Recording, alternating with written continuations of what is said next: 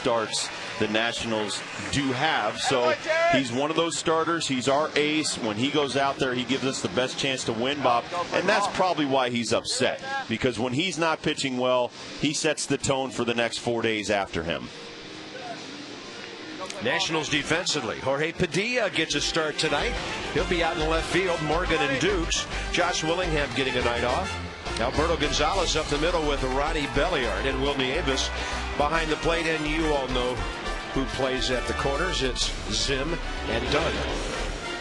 Felipe Lopez hitting .397 over his last 15 games. And there's Jorge Padilla getting his first start as a major leaguer tonight. 8:26, first pitch, and we're underway with a strike. Obviously raining, but it's really cooled off.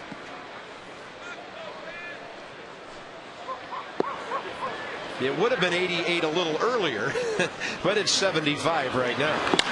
And Felipe Lopez has a game-opening base hit.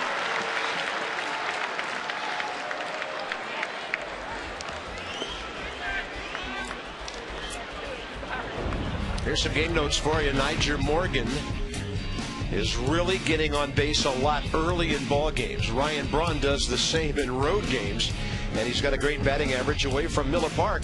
And the Nats, when scoring 5+ runs, that seems to be the magic number, and that's because their team ERA is just under 5 runs a game. Here's Mike Cameron batting second tonight. He was in the 6th hole last night. Craig Counsell not in there tonight. They've got Escobar playing shortstop tonight, the rookie. But a lot of pop here in the next 4 or 5 hitters. Yes, sir. And that's off the plate inside. 2-0. Mike Cameron, 36 years of age, starting to warm it up a little bit. Braun is next, and then Fielder. Brewers put 2 first-inning runs on the board last night. Lannon misses 3-0. Last time against the Brewers, and that was a year ago. That was a series in Milwaukee. In those 4 games, the Nationals scored 5 runs. There was no support at all for the pitchers. Of course, the Nats in 2 of those games faced CC Sabathia and Ben Sheets. Cameron sits safely 11 of his last 12 games. Even at the age of 36, tough to double up. He still moves very well. This guy's really kept himself in great shape over the years. Lopez, a short lead he's holding, and that ball is off the glove of Ryan Zimmerman for a base hit. If Ryan gloves it, it might have been a 5-3 double play, picking Lopez off on the other side. But this ball is too much of the plate. Cameron crushes it, and it gets by Zim before he can actually get a good beat on it and get the glove in front of it, so it just deflects off the back end. And so far, the first 2 hitters have smoked a couple of balls already. Ryan Braun, 26 homers, 87 batted in. This kid's 5th in the league in RBIs. He has 1 fewer than Adam Dunn. Great with runners in scoring position. And a little chopper foul. Brad Fisher is their third base coach. Whatever Brawny doesn't clean up, Fielder does. He's got 110 RBI to the 87 Braun has. How about those 2 guys? Oh, man. Good 3 and 4 in any lineup. Well, their number 2 hitter tonight, Mike Cameron, has hit 17 home runs. Yep. A very potent 2-3-4 tonight. And the number 5 guy's not bad either. Casey McGee homered here last night. Landed ahead of a hitter. And Braun smokes that ball into the left field corner. And they are going to score a couple of runs right here. Throw coming home. It gets there, but safe is Cameron. Evidently got in right under the slide. And Jim Riggleman wants to know why. He's already in the batter's box. He thought Nieves had the plate blocked off as the runner and the ball got there at the same time. I think what they're saying is that Cameron's leg went underneath Nieves before the ball got there and he tagged him. Have to see it on the replay. Good strong throw from Padilla. That ball was a rifle shot down the left field line. Pitches are up. John Lannon can't have things up in the zone. 3 hard hit balls already in this ball game. Good relay. Very good relay. Yeah. You know, sometimes the catcher blocks the plate, but the momentum of a runner coming in feet first just pushes his leg right off home plate, and that's why you should never slide head first into home. And Mike Cameron's a big kid. He is. He is a big center fielder. He's fast, strong, and I think he probably is 50 pounds heavier than Nieves. Now first base is open. Don't make a mistake here and let it be 4-0. And a breaking ball outside. Let's have a look at that play at the plate again. Here's our slow-mo. He's coming in hard. He comes in hard. The tag is up near his thigh, but you just see him push the leg out of the way. That sure was a good relay by Alberto Gonzalez, though, right on the plate. Fastball inside to Fielder. And the Brewers have put a crooked number on the board in the first inning for the second straight game.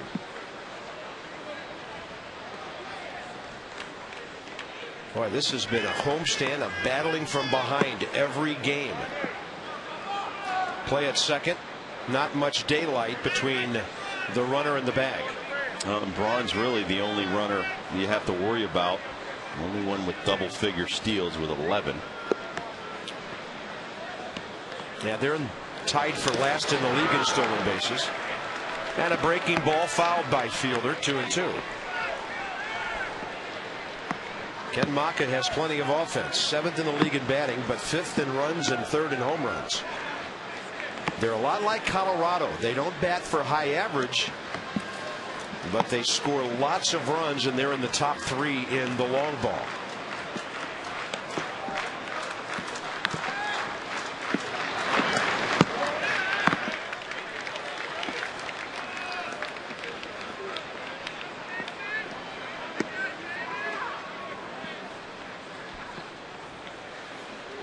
And after the long wait, Nats fans very quiet here as John Lannon's been hit hard.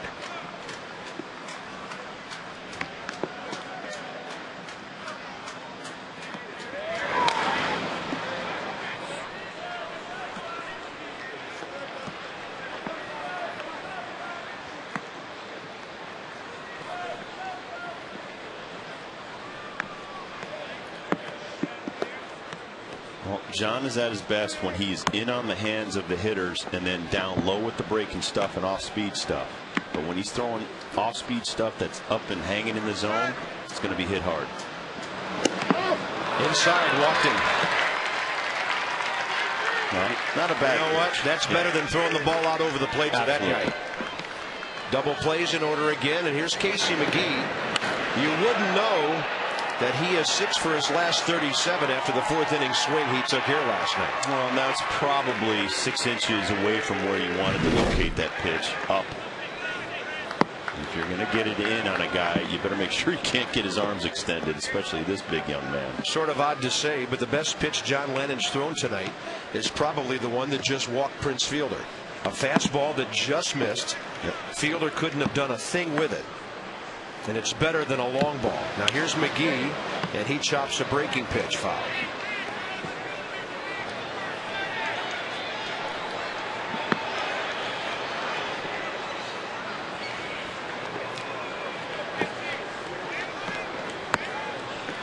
McGee's been playing lots of third base lately. They got him off the waiver wire from the Cubs last October. Couple that with the move for Todd Coffey. And the Brewers have made 2 of the best waiver deals in baseball. That ball will be foul, right field side, and it finds the seats 0-2. Well, and he still didn't hit his location. Will Nieves wanted a fastball outside and low, and that pitch rode back across the plate. Is there anything different about the mound when they have to repair it after rain? Absolutely. It's got a lot of different, that whatever you call that, turfus, diamond dry. Yeah, that just gums up your shoes.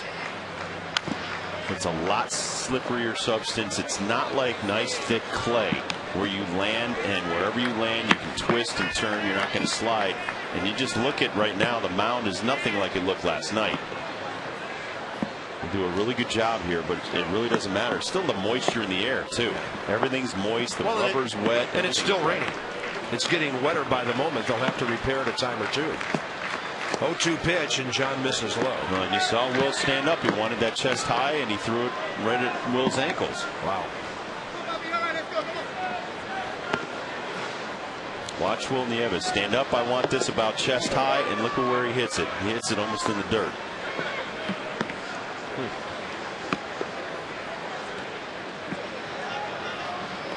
Lannon near the outside corner, ball 2. Not a bad pitch. That was a changeup. You want the changeup down.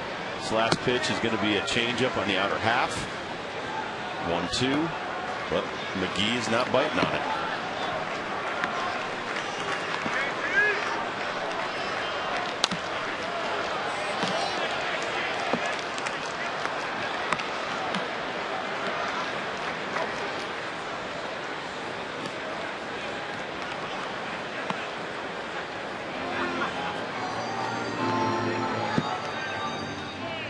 .22 pitches and nobody out.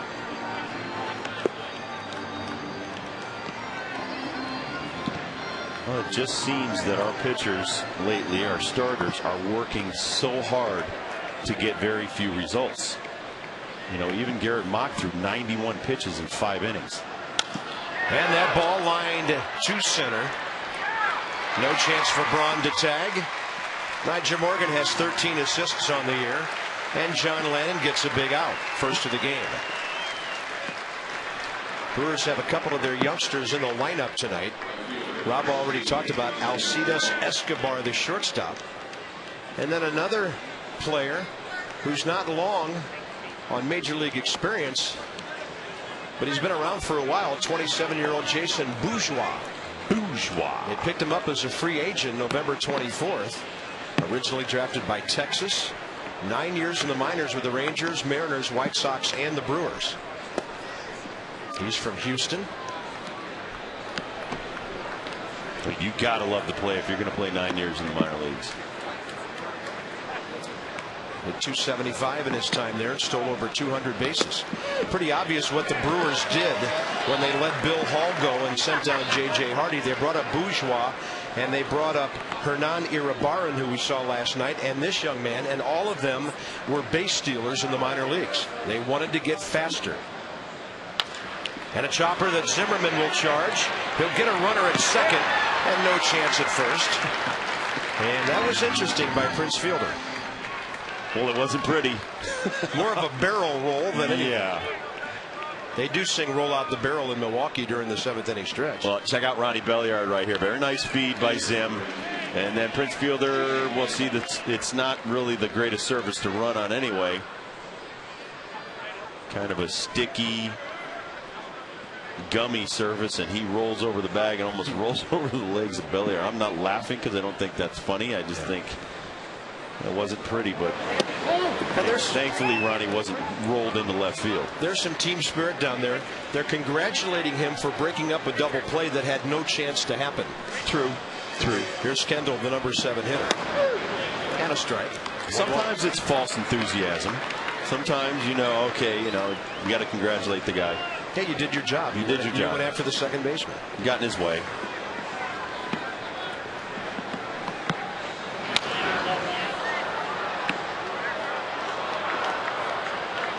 Jason Kendall, 6 for his last 10 over 3 ball games.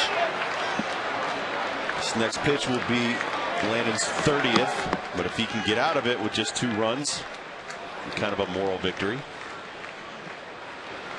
And the Brewers are throwing a rather unproven pitcher tonight. Mike Burns, 3-4 career, making only his 8th major league start. You just saw Will Nieves go through the signs, 1st and 3rd. Whether or not the throw will go through or not, only the infielders know at this point.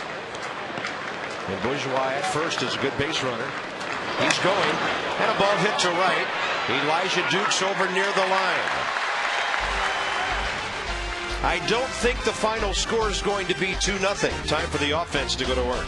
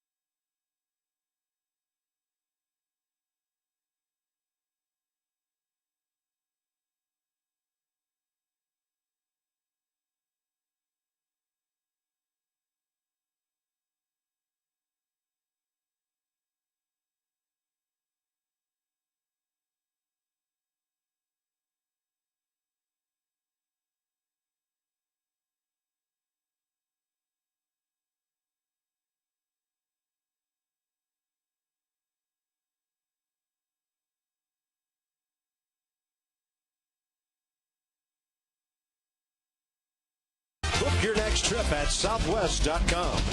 And by PNC Bank. PNC leading the way.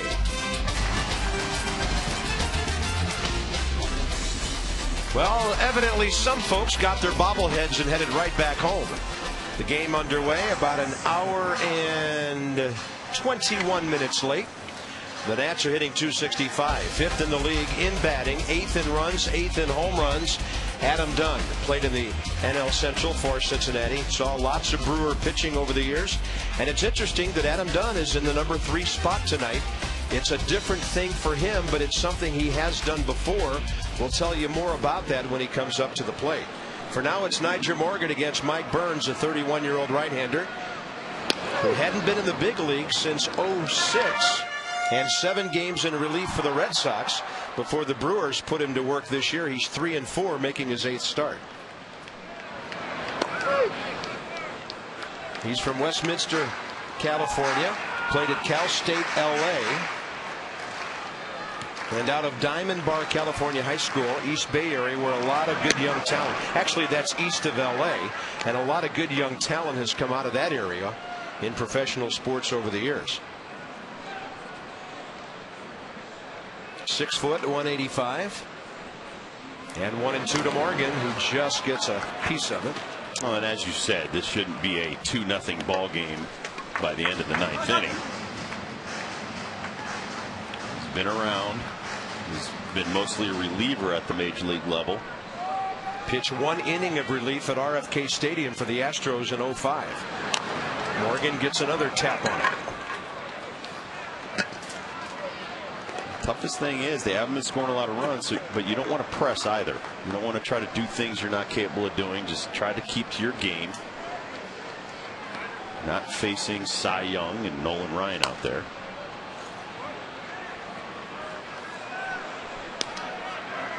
Oh, good play. He trapped it against the tarp, got a souvenir. Called the front office. Bingo. Front row. And a 1-2 to Morgan, batting as a Nat, 360.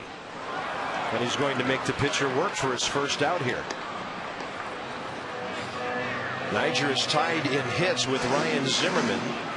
They're both 9th in the league with 141. Those guys collecting lots of bags. And that 1-3 spot lately, but Zimmerman batting cleanup tonight. And Morgan will get another first inning base hit. Remember last half inning we told you how well he's been going in the first inning of ball games this year, and he's aboard and he's stolen 40 bases. Well, he battled to the point where he gets a pitch, it's a jam shot, but Burns doesn't have stuff that's going to blow you away, so you can be a little bit more patient, adjust to a fastball when you're looking for a lot of off-speed stuff. A lot of hitting room right side for Alberto Gonzalez. Getting a rare start in the 2-hole. And that's low and away. Alberto showing signs of life with the bat. He's 3 for his last 9 after about a month's worth of struggles.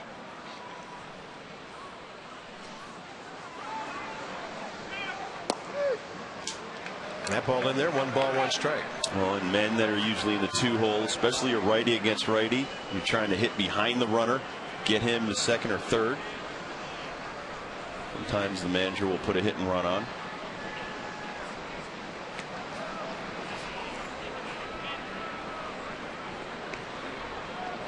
Morgan, 40 stolen bases in 57 attempts. He's 22 out of 29 as a Nat. And if this was a race course, you would call it a slow track. He's holding. May not on the next pitch, though. It's a running count, 2-1.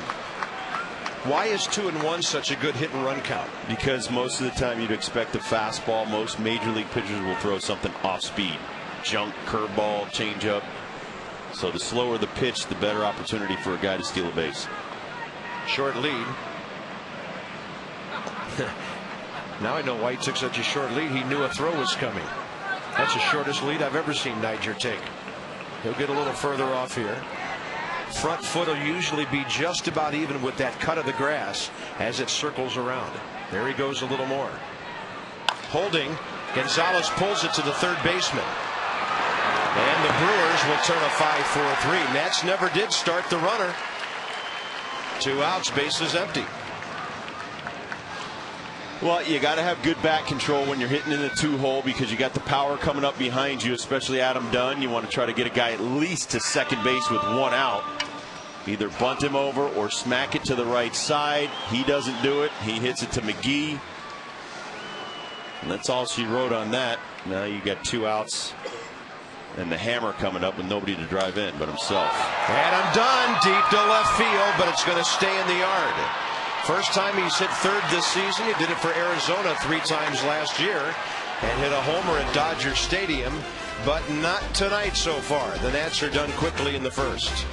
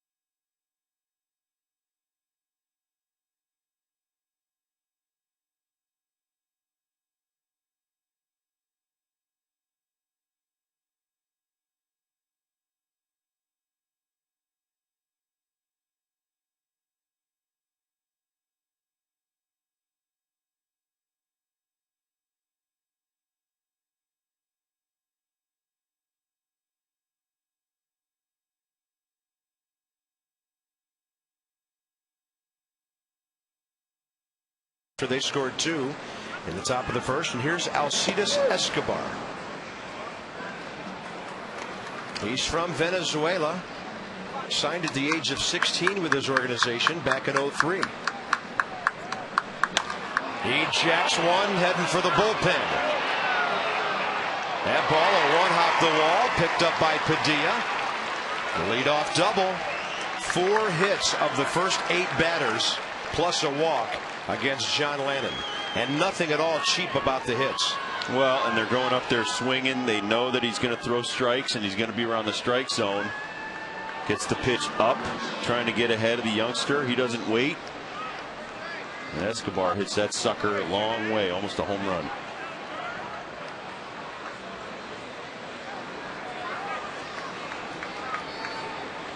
Pitcher batting.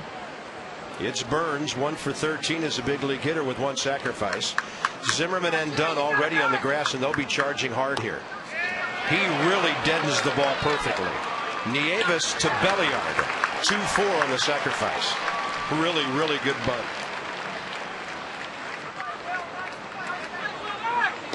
Now they've got 2 shots with a runner at third and 1 out. Well, talked about this last night and the night before, and anytime there's a situation where a pitcher can help himself and his club, and Burns deadens the ball right there, just gets into the grass.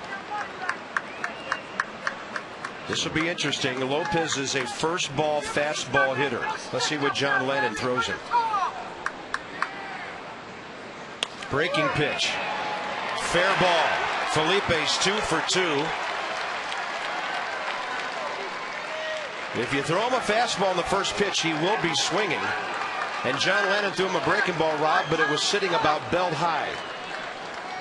Well, obviously they played together. He knows him a little bit, knows what he features, so he sees the rotation. He recognizes it. He just tries to loft it into left field. And he gets a good bounce in fair territory. His 40th RBI of the year. Felipe Lopez is in the top 4 in the league in base hits now, with 145. He's having a really good offensive season, and for Milwaukee he's hitting over 400 now his last 16 games. Where was that? 07-08. Here's Cameron. He singled hard off the glove of Zimmerman first time. Change up. Well, and if you're John Lannon and Will Nieves, you got to change what your game plan was. Obviously, they're all over your game plan. So now you have to make some adjustments. Something's not working. You got to fix it before it gets too late. You have 5 hits and you've gotten 4 outs. That ball is dangerous down the line. It's going to leave the ballpark. 5-0 Milwaukee on Mike Cameron's 18th of the year. And from the cheers I hear, we must have lots of cheeseheads in the ballpark tonight. RBI total up to 53. And the Brewers are pounding John Lannon. No, he's not adjusting his location. It's up in the zone. He cannot live up there. He doesn't have stuff that he can overmatch hitters with.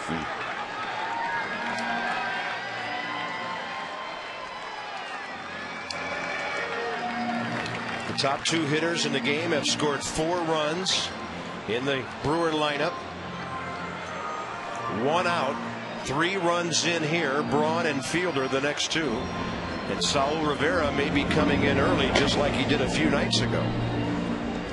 It was on Wednesday night when Colin Ballister only got 4 outs, gave up 3 runs to Colorado, and Saul Rivera pitched the Nats into the 6th inning. 1 short outing there, and another one may be coming for John Lannon unless something turns around right now. 5-0 Milwaukee. Well, I watched A.J. Burnett get beat up by the Red Sox today, and by the 2nd inning or so, maybe the 3rd, it was 7-0. He'd already given up a few home runs. You have to make adjustments quickly in this game. Hard hit up the middle, but that's where Belliard was playing. Good scouting by the Nats on Braun, 2 outs. I'm sure that Ken Maka likes Cameron in the 2-hole because he sees more fastballs and pitches that he can handle. He's more of a strikeout home run threat than Braun and Fielder. They're a little bit more patient. Having a guy with power in the number 2 spot is not the worst thing in the world. It's not. Other managers have done it. Here's Fielder, who walked his first time.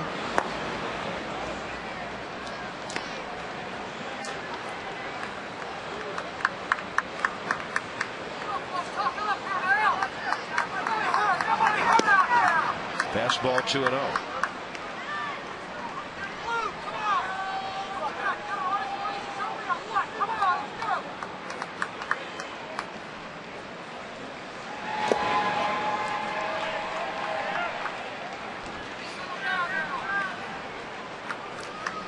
Respectable against lefties. That's more than respectable. 288. 314 against right-handers. And those numbers correspond to about the number of at-bats you get against both types of pitching. 4 more against right-handers. 2 on walk. Lannon's only 2 walks. Prince Fielder. Casey McGee now. Hit the ball hard. Lined out to Morgan. First time. Bottom of the 6th at Atlanta. Braves 4, Marlins 3. All 4 teams other than the Nats in the East are playing each other. The Mets lead at home over the Phillies 1-0. And that ball's going a long way to right center. Off the wall. Fielder coming around. They're going to send him. He's going to score. 6-0. Fielder the luxury of running on contact with 2 outs. And Casey McGee gets him home for his 38th RBI. And this is getting ugly. Well, once again, the location's supposed to be away. It's over the heart of the plate, and that's going to do it for John Lannon. Wow. 5 outs, 7 hits, 6 runs, responsible for another man. No strikeouts and 2 walks. And as we talked about coming in, things have been tough for John Lannon lately, but they haven't been this bad in a long, long time.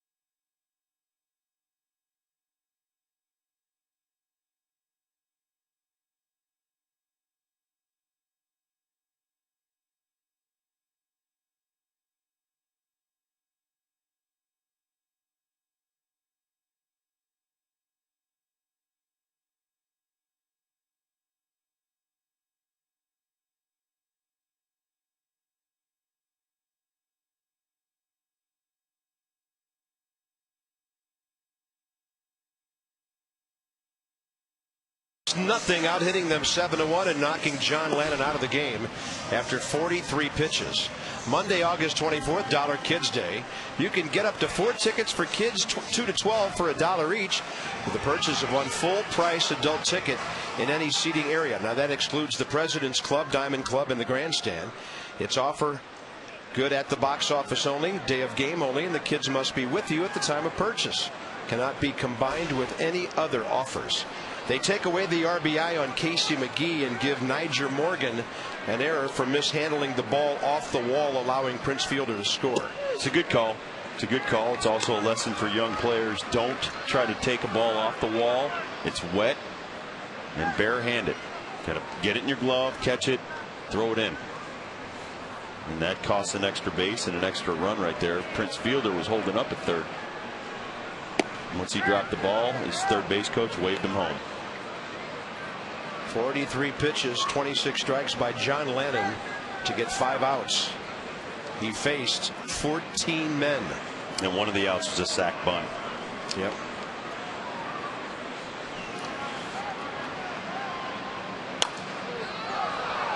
And the situation too, Bob, is that you're going to have bad nights. You're going to go out with nothing. You're going to go out with maybe one pitch, but you have to quickly make an assessment. This is what I have tonight. I still have to go out there and pitch. Even if I have one pitch, and it might be a lousy pitch, but you still have to use it and pitch. That's what pitching is at this level. Not just trying to, oh, I hope I can hit my spot, or I might hit my spot. I've seen a lot of guys go out there with just a BP fastball and throw 7 shutout innings. You know who's up there. You try to locate your pitches, make them reach out, expand their zone. Yeah, they weren't reaching today. They were extending and hitting balls right out over the plate against John Lannon. 2-2 from Rivera. Is that a swing? No, says Chuck Merriweather.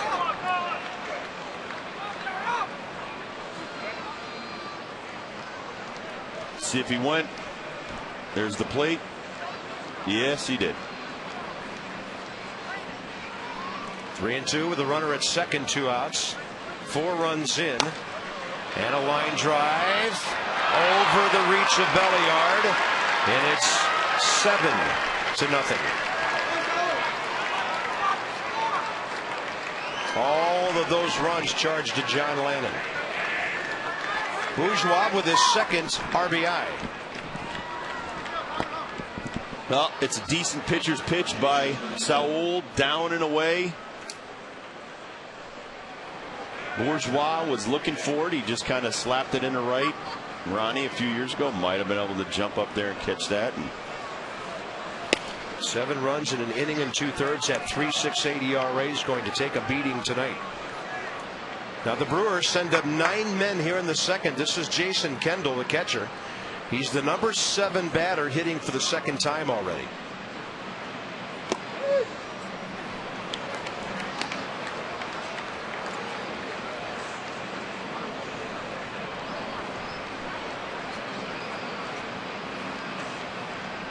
Another thing for all these young pitchers, I doubt this organization will go with 4 rookies out of spring training next year. I think it's pretty sure they won't.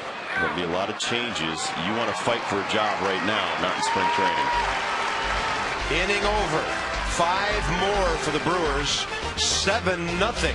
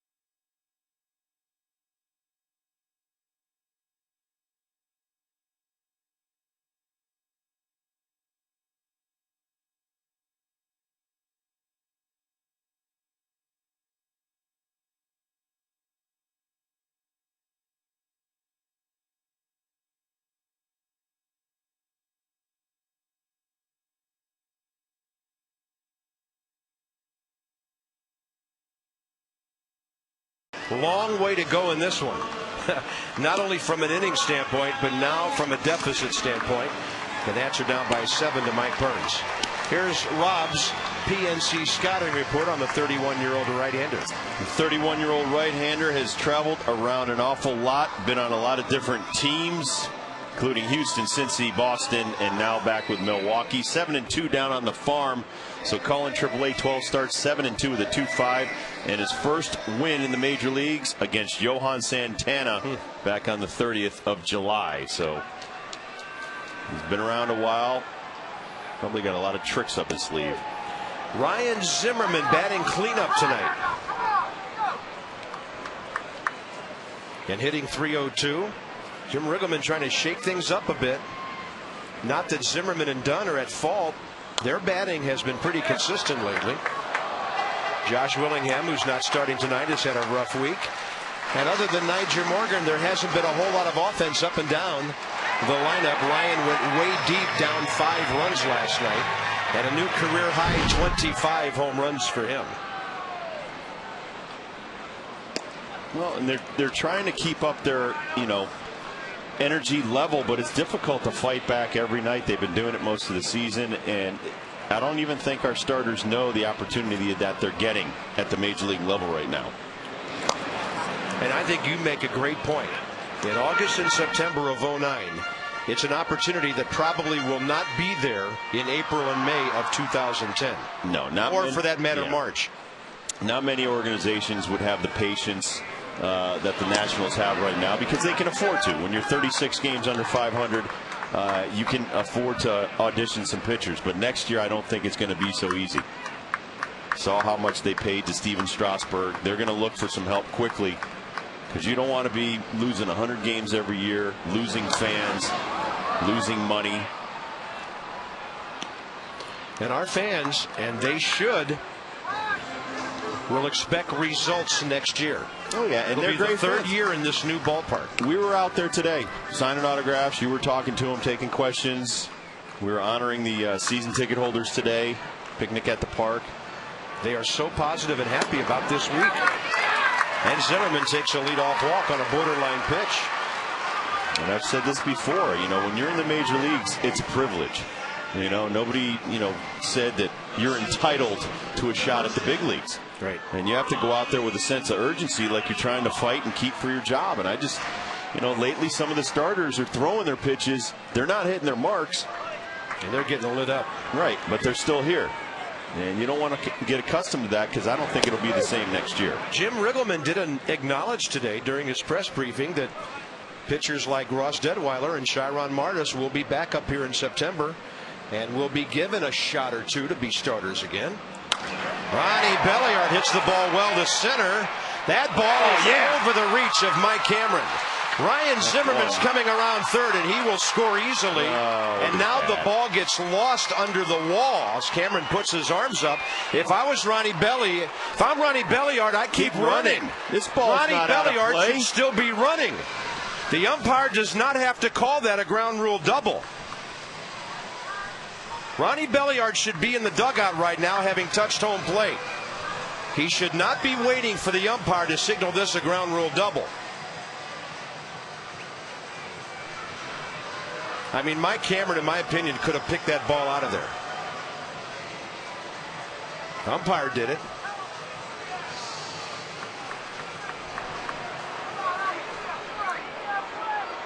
That could have been an inside the park homer.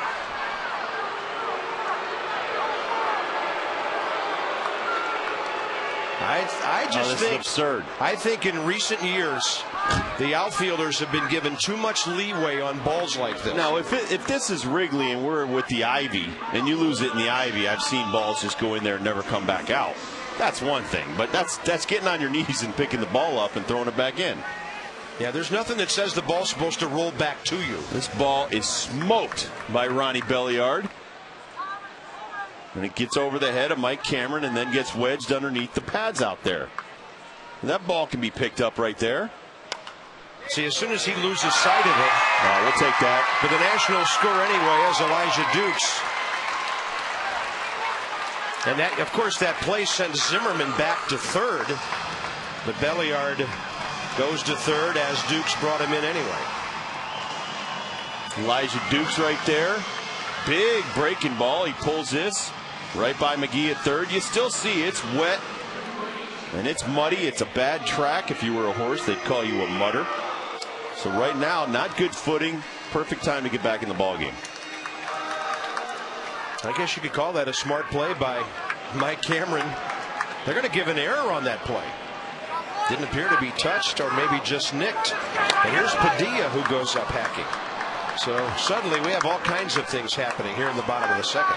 Okay, what's the error on the not picking it up part? I guess. Because that ball was smoked over his head.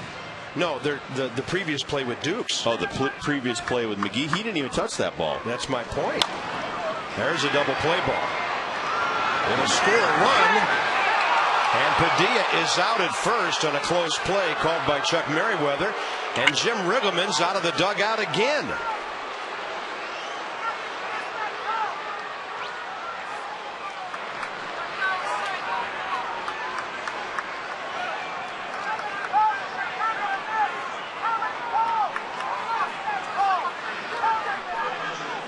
Brewers turned their second double play of the night.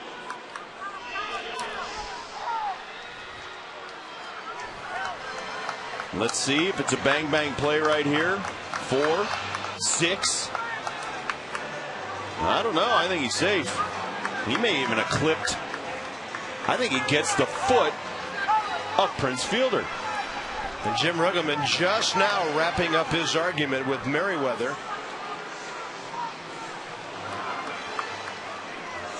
It's a 7-2 game, and the bases are empty with 2 outs.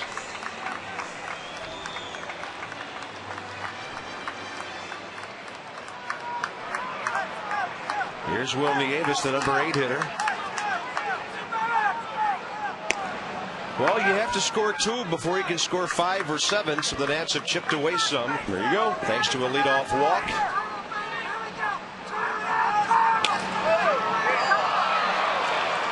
Was the ball caught? It was, says Laz Diaz. Keep swinging it.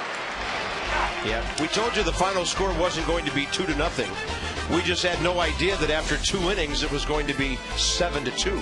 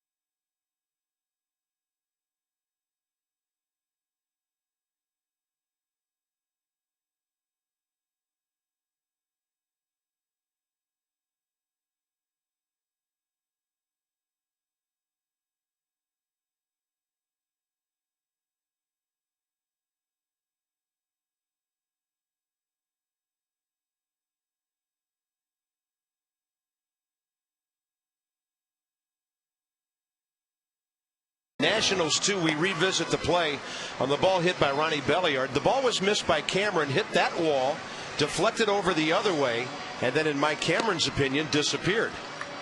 Obviously, we still see it. But it disappeared because he didn't look underneath the pad. It's not like he couldn't find the ball. I mean, sometimes balls will go into the bullpens that used to be on the field. Some of them still are. Go behind a chair or bench. And our point was, those are in play. The umpire does not have to give that call to the outfielder. And Ronnie can keep running. Ronnie Belliard should have circled the bases and then been sent out to second base. He just stood at second base, assuming it was a ground rule double. If he hadn't come around and scored, as the inning turned out, that could have been a little strange. Anyway, it's 7-2. And Saul Rivera has to get some outs like he did the other night. He faces Escobar, Burns the pitcher, and then Felipe Lopez. Brewers have 8 hits already.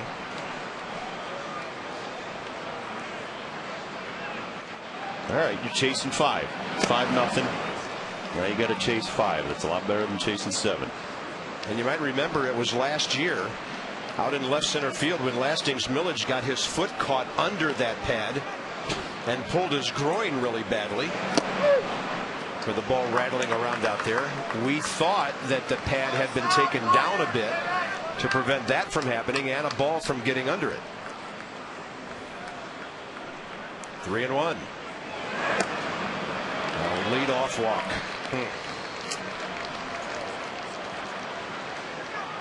That'll give the pitcher another chance to sacrifice. I think this might be one of those ball games where the pitcher Mike Burns gets a big lead and he may have a hard time getting his 5 innings. We'll see.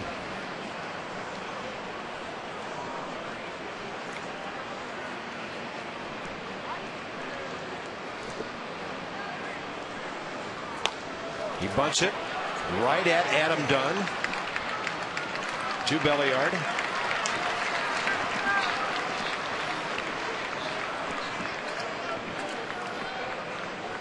So in this ball game, the pitcher has already batted and bunted and sacrificed twice.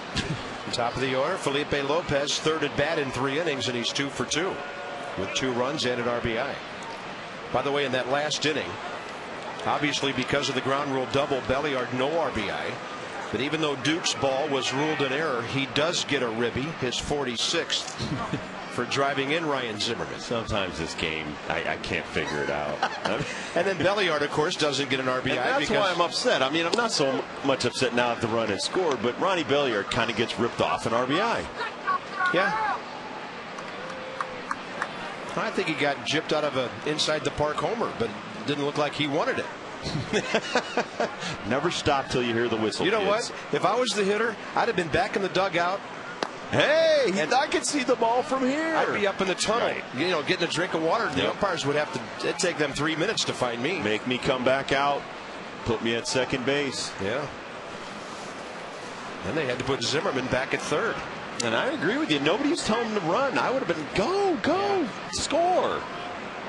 If I'm the third base coach, I got my arms waving like crazy. No matter what, let the umpires figure it out. That's like another sport where you play until you hear a whistle. Absolutely. Don't assume anything. Basketball, hockey, football. You know they have whistles in those sports. That's why you just keep playing until you hear the whistle. Well, I hope they don't give whistles to umpires someday. We'll have a mess on our hands. 1-2 to Lopez. Felipe fouls it off to the left side. You got to give Felipe Lopez credit. I mean, he had some bad moments with this ball club, but he's gone to St. Louis, he's gone to Arizona, and he's gone to Milwaukee, and he's hit pretty well everywhere he's been now.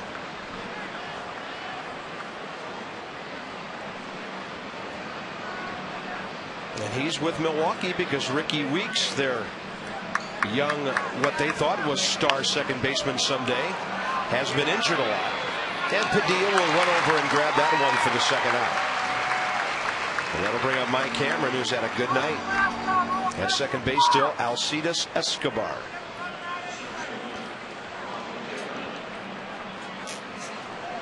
Cameron, a hard base hit off Zimmerman's glove, and then a 2-run towering home run. So Mike Cameron has 18 homers and 53 RBIs. Let's see how many homers that gives him in his career. 259. And he'll be playing with Milwaukee or somewhere else next year. He will go over 1,000 career runs batted in next season. That'll be his 14th big league year.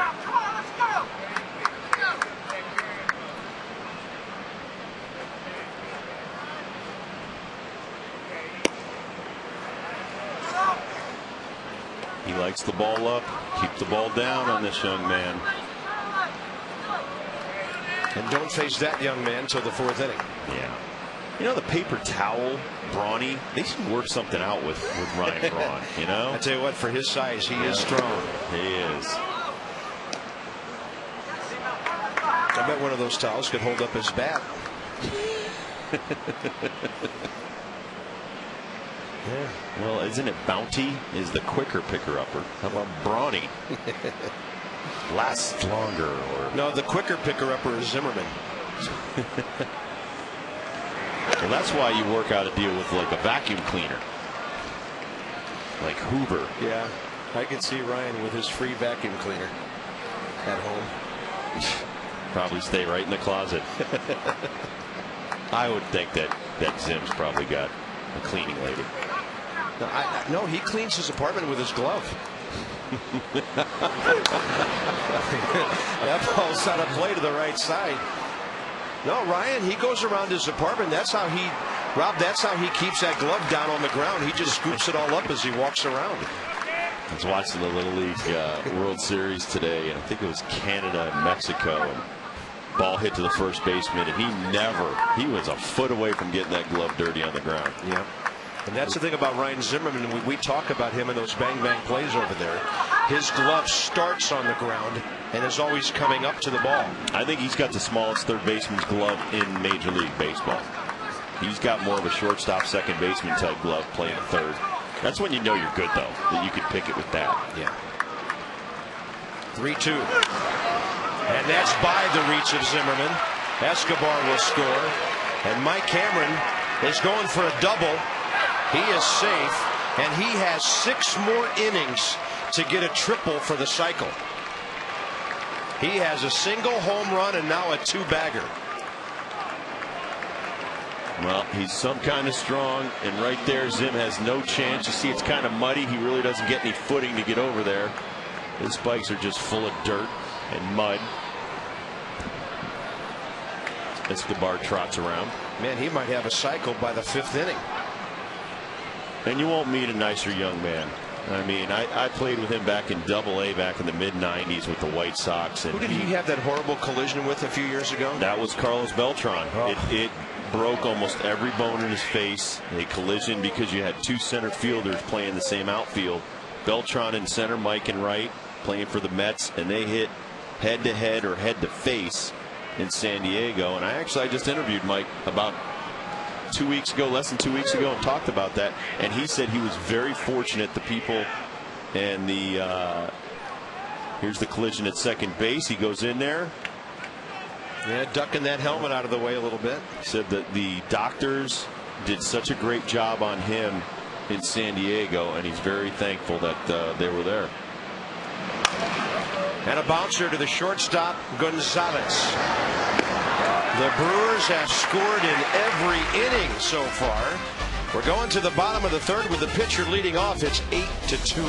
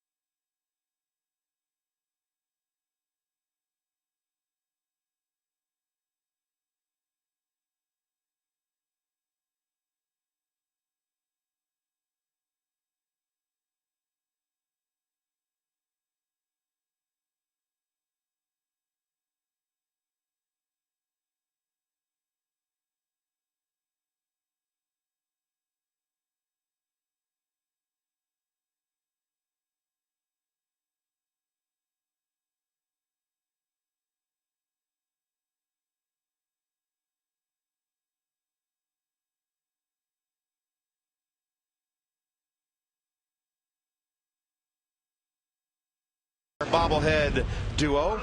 And you Nats fans, it's never been easier to take in a ball game. See for yourself at StubHub.com, official fan-to-fan ticket marketplace of the Washington Nationals. Tomorrow, Craig Stammen, Manny Parra, 1:35, and then a 4:35 game. We'll call that a rush hour special on Monday with Colin Ballister and Giovanni Gallardo. So the Nats are going to face two of Milwaukee's better pitchers in the next 2 days, and they're threatening to go down 2-0 in this series. Hey, there's that switch hitting pitcher we talked about who has his own helmet, and they're going to have to throw that ball in. I believe that is Saul Rivera's first major league hit. Somebody from the dugout needs to call for that ball. Let me check here. I've got that as his first hit, and they do throw it in. So our guys down in the clubhouse, Javier and Dan, they got him well outfitted, Rob, for his switch hitting duties. And Saul gets one cleanly right up the middle. Congratulations. Took me 5 years, Saul. And a pop-up off the bat of Morgan. Second baseman Lopez.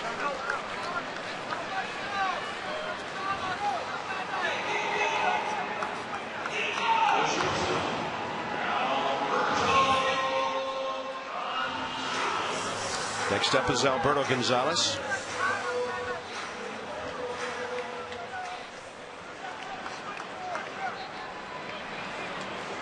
Alberto hit into a 5-4-3 double play in the first inning when the Nats needed him to do anything but pull the ball.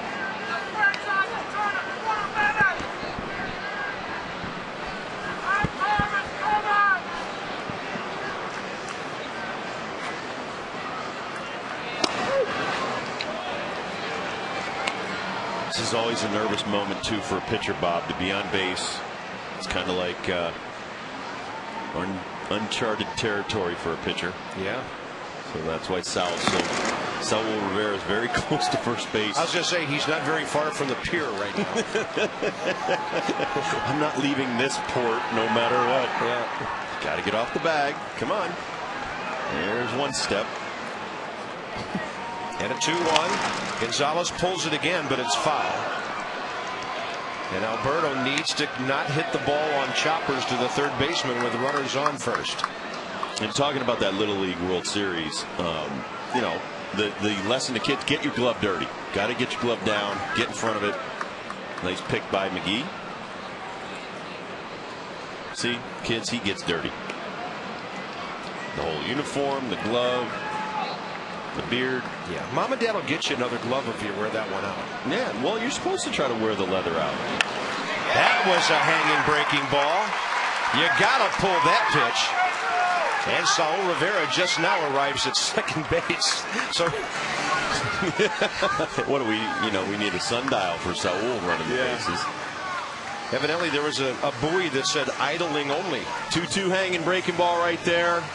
Just smoked by Mr. Gonzalez. Yeah, you got to pull that pitch. Yeah. That thing's sitting up there mid-70s, and he really raked it. Adam Dunn could take away half of the Milwaukee lead right here. Let's go, Hoss. He homered last night. Burns has given up 9 homers on the year. And this is an interesting spot now for Jim Riggleman's lineup when he put Dunn into the 3-hole.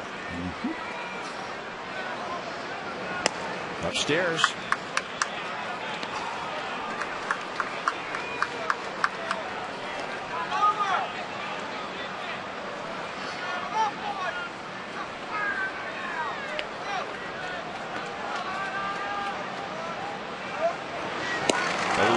Pull the string on him. 77 on the changeup. Well, you sell it with that arm speed, and then right at the end they talk about pulling the string.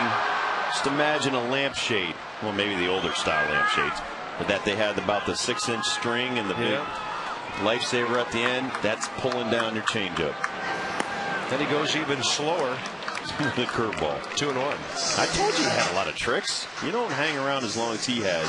Yeah. Not pitching the big leagues without being good. Drafted in the 30th round in 2000 by Houston, Mike Burns. Way inside, 3-1. Nats wouldn't mind Zimmerman batting with the bases loaded. Ryan walked and scored his first time up. This is going to be a long night, and I'm not talking about the rain delay either. That guy had some magic and trickery. Chris Bosio. He had one of the best breaking balls I've ever seen.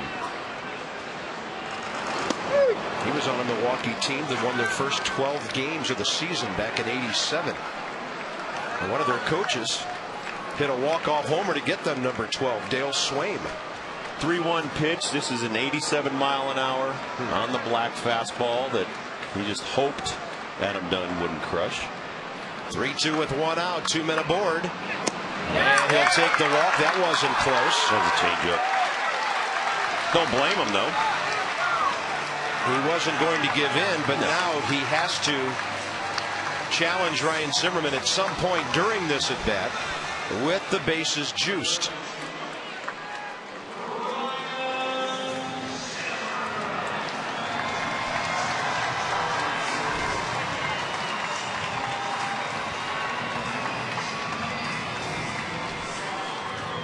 Two years ago, Ryan's first 2 homers of '07 were grand slams on his way to 24. I'm not sure that he's hit one since.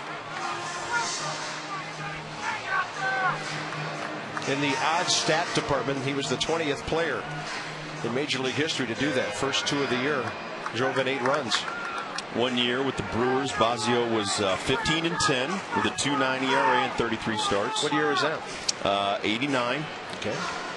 Through 234 innings, only allowed 16 homers. I mean, he was hard to square one up. 173 strikeouts and only 48 walks. That's pitching. And pitching in some harsh conditions in April and early May at Old County Stadium in Milwaukee. Here's Zimmerman, bases loaded. And a high strike call by Mike Riley. Crew chief, 33-year veteran behind the plate.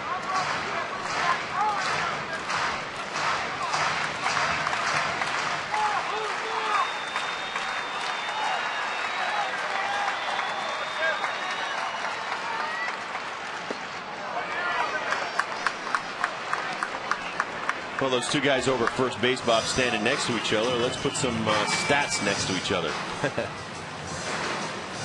That is quite similar. That is.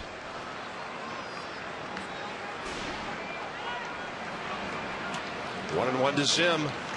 Inside.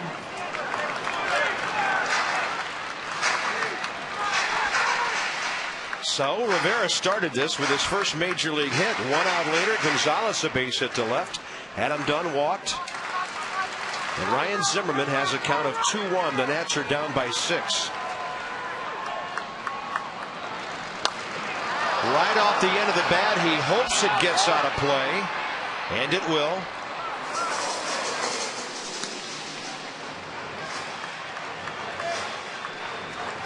Jason Bourgeois over to have a look. Bourgeois.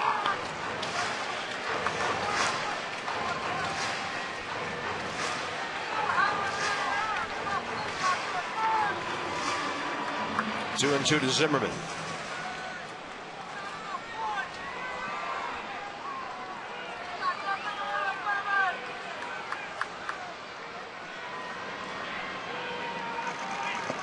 Did he go? Yes, he did.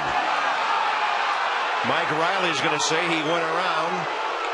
And here comes the manager again.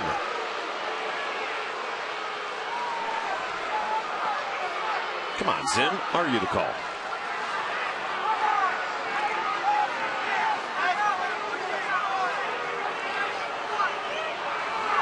See if he goes around right here. There's the plate. And Riggleman has been ejected. Ryan probably did go. Yeah, he went. And that's costly in more ways than one. There's the plate. He crossed the plane. First strikeout by Burns tonight, and the manager ejected. I think we could see the frustration boiling for Jim Riggleman. First of all, the Nieves play at the plate. Then secondly, the relay beaten at first base apparently by Padilla, who was called out, and now this. You know, and this is an umpire and a manager who've been around a long time and respect each other. I mean, that never got ugly, but Jim said whatever he needed to say to get tossed. Well, and I think he probably said, listen, guys, you're not going through the motions here. There's 40 games left in the season, and we don't care what our record is. We're playing these games to win. Yeah. And, you know, just because you're turning a double play doesn't mean it has to be a double play. Just because the guy's near the bag, it doesn't mean it's an out. And Ronnie Belliard hits a grand slam. Attaboy, Belliard. It's 8-6.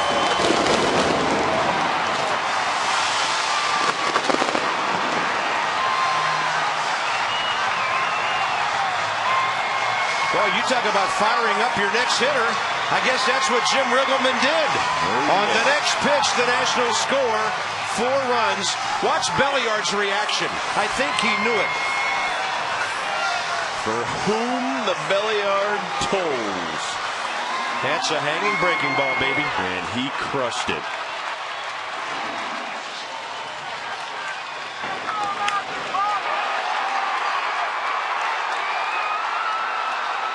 Man, that sounds good.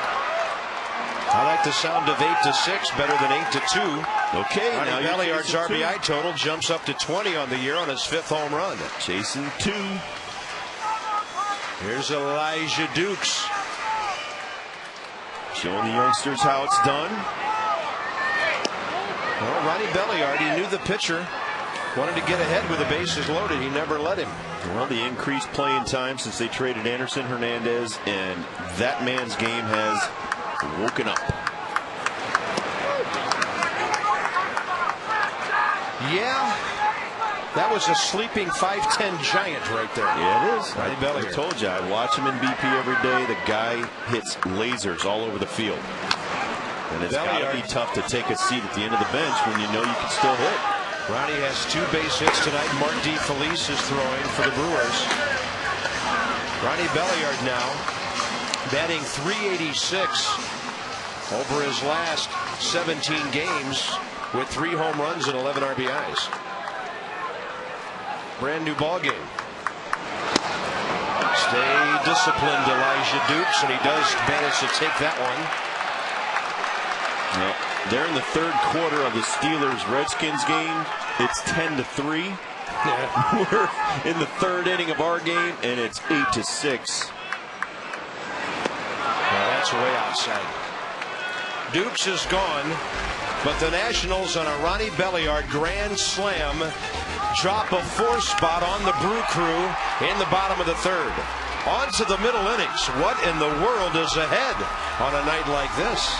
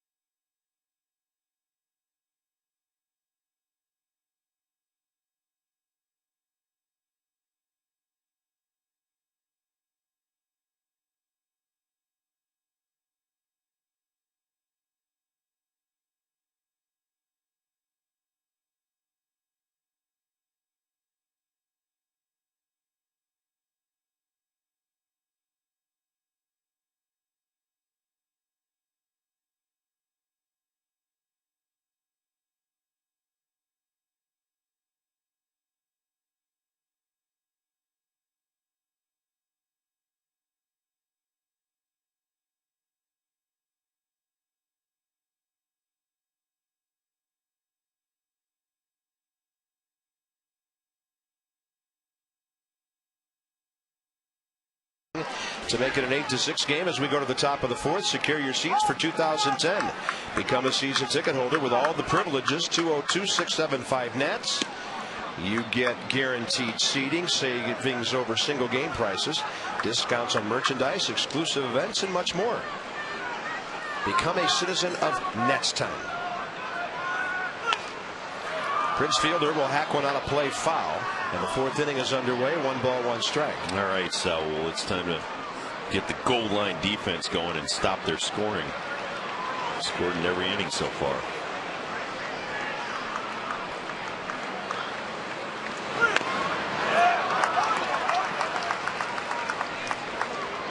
I wonder if he got nervous when Ronnie took that hack.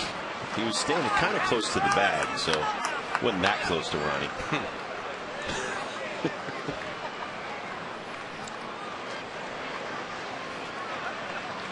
Fielder 2 walks tonight.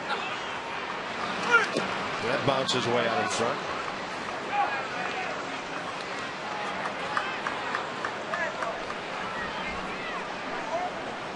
Will knows it's going to be probably low. It's in the dirt. Probably caught him on the heel or the palm of his left hand on the catcher's side.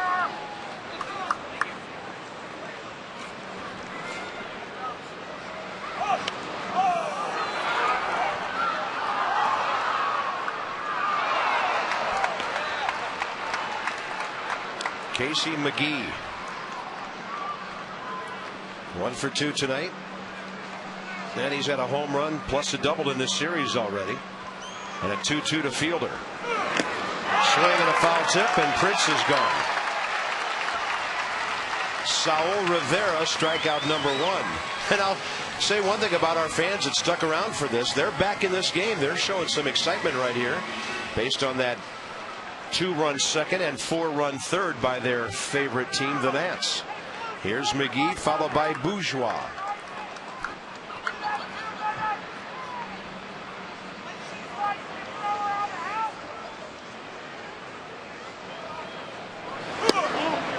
Casey McGee's from Santa Cruz, California. We mentioned they got him on waivers from the Cubs. He played collegiately at Fresno State, a very good West Coast program these days. Well, with the Ramos Ramirez there in Chicago, they probably didn't feel the need for a power hitting third baseman. They already have one. Making a lot of money. He's not going anywhere. I think they're probably regretting letting this young man go.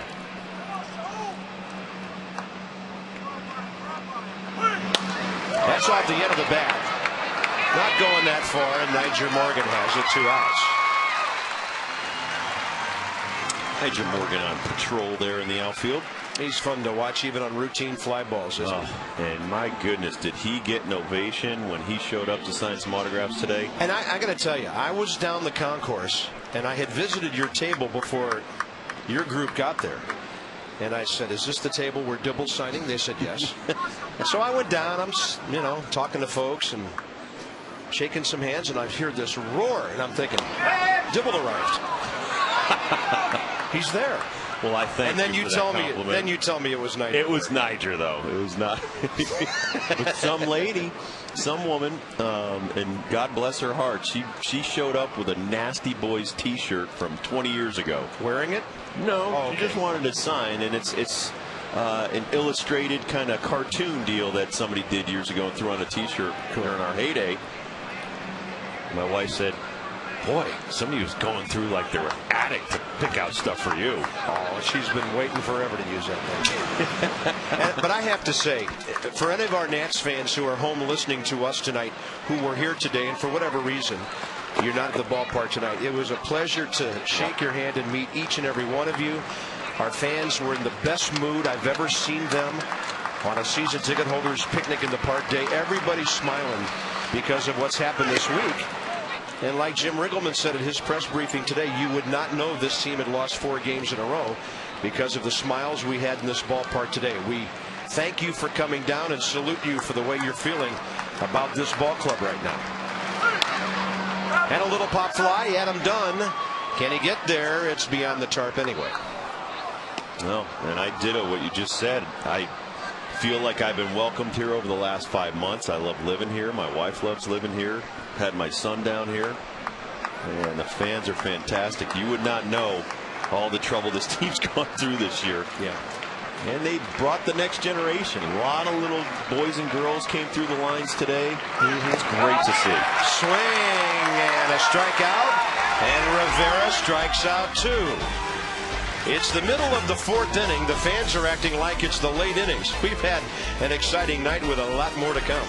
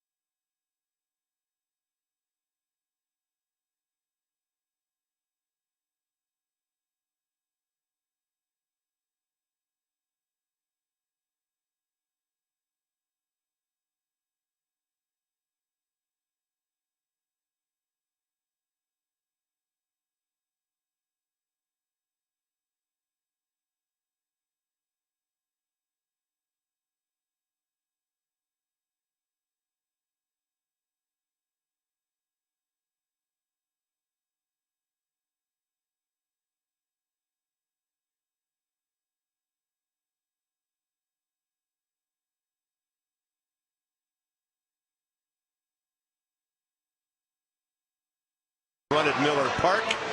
Now Teddy did beat the Sausages, but Babe, with that great closing kick of his, beat everybody.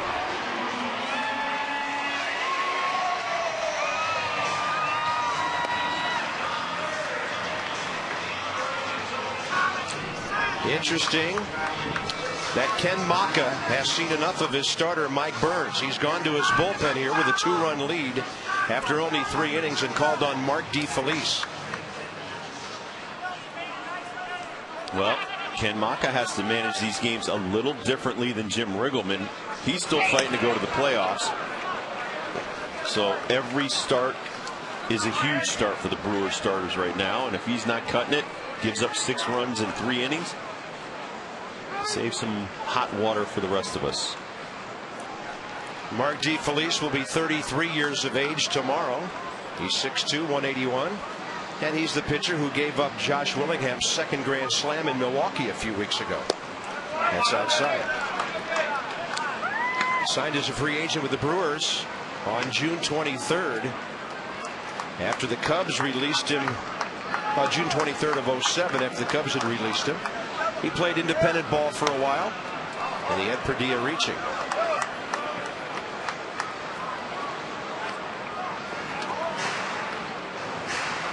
So Mike Burns gives up 6 runs on 5 hits in 3 innings, 2 walks, 2 strikeouts. He did get a couple of double play balls that kept the Nats from scoring more runs and gave up a home run to Belliard. Padilla, big swing and a miss on a breaking ball away.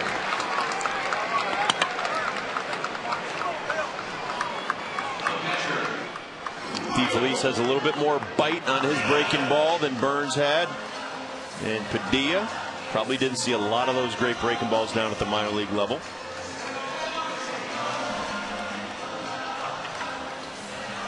Well, Nieves is next. Will lined out to the third baseman first time up. And in a moment, we'll see if Saul Rivera can go 2 for 2. How about Saul Rivera? He's had more at bats this week than some of the regular guys off the bench. They're jealous. Man.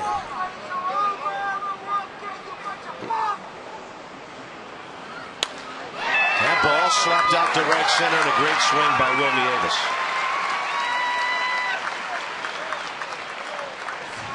Some of my Southern teammates would say that dog will hunt.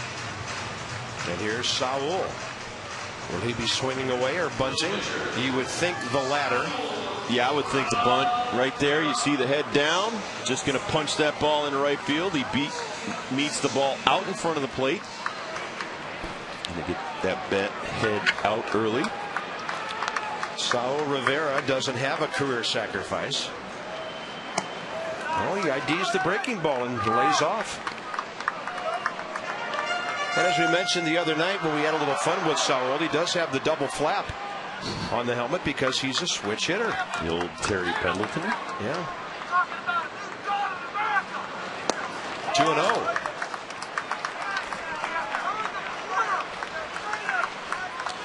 Well, as we mentioned last night, these are the two pitching staffs with the highest ERAs in the National League. Nationals at 4.99, Brewers at 4.86. Right now, to say the least, they are not pitching well to be a playoff team. They are 8.5 back of Colorado, and they have 6 teams in front of them, including 2 in their own division, the Cubs and the Astros.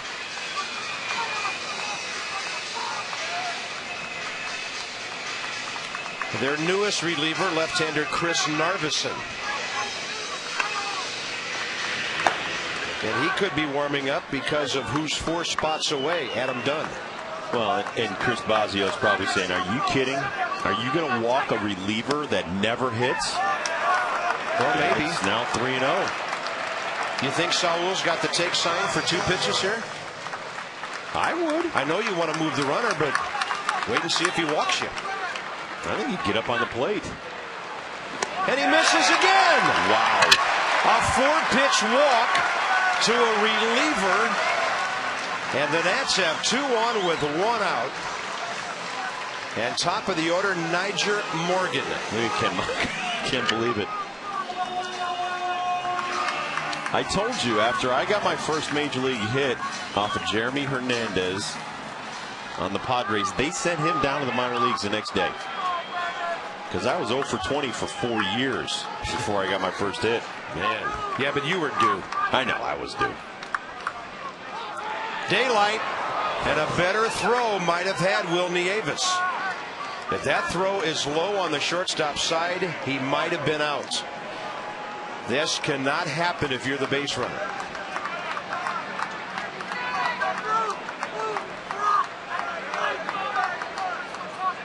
Hard to believe the tying runs on base. At first. And a breaking ball inside to Nyjer, who's 1 for 2 tonight. Well, when these two teams get together, Bob, you can throw out the ERAs. Throw out everything. Yep.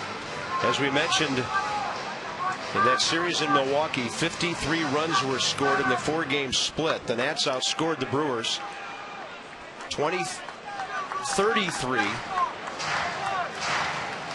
to 30. Well, I'll get it right. I figured I'd hit it right. Oh, hey, Ken Maka's coming to get his pitcher. He's seen enough. Wow. He doesn't think this is funny. 30 to 23, the Nats outscored the Brewers in that series. And you have a pitcher who's not high on his skipper's list right now. He's going to go to the left-hander, Chris Narveson, who's had very little big league experience.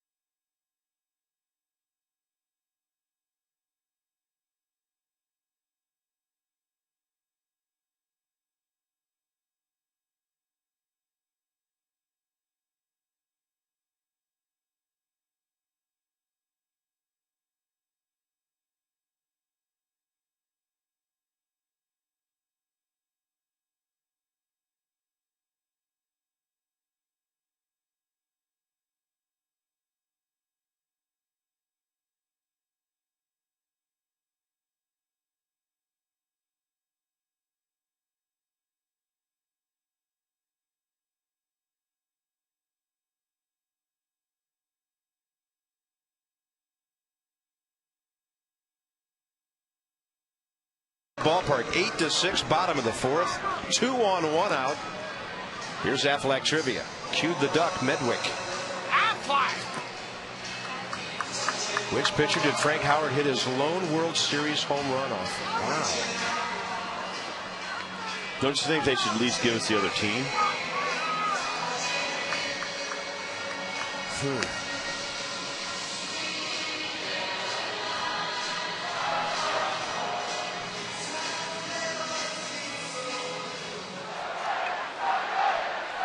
And safe to say that was not with the Senators. Their pennants were in 24, 25, and 33. Probably with the Dodgers. Late 50s, early 60s. Probably the Yankees. Well, he played LA, Washington, Texas, Detroit. So against a Yankee? Possibly.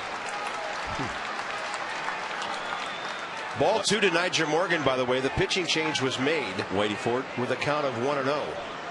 That's a good guess.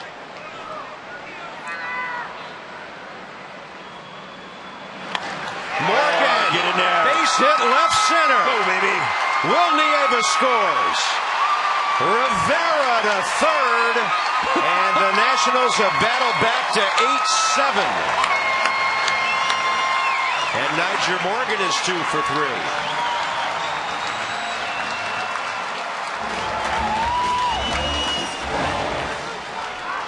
Nyjer Morgan sits on this fastball away, takes it to left center field. He's like a clinic some nights. Easily home Nieves. Saul Rivera scored a run his last time up. Can you imagine Saul Rivera being at third base twice in 2 innings? And here's Gonzalez with the tying run at third, and he takes one up and away. Now this is one time we would like Alberto Gonzalez to hit the ball in the air for some distance. He got a hanging breaking ball last time and singled to left. That's a changeup. It just about untied his shoelaces. 1-1. Alberto's driven in 26 runs. He's 4 for his last 10.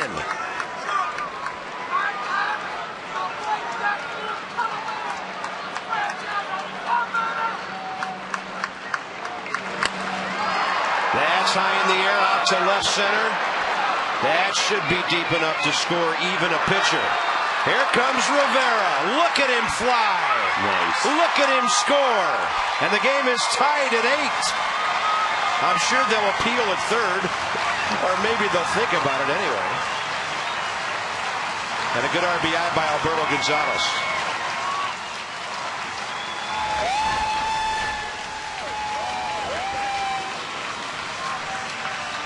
Well, as Bob said, that time he gets a pitch up that he can drive deep enough.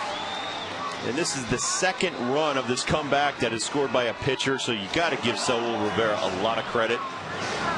Getting on base with a hit and a walk. Here's Adam Dunn with the lead run at second base and 2 outs.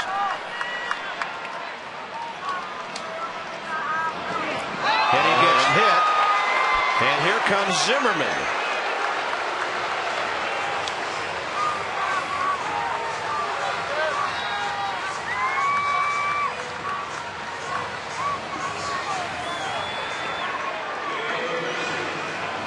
This is nuts. In a good way. It's 8-8.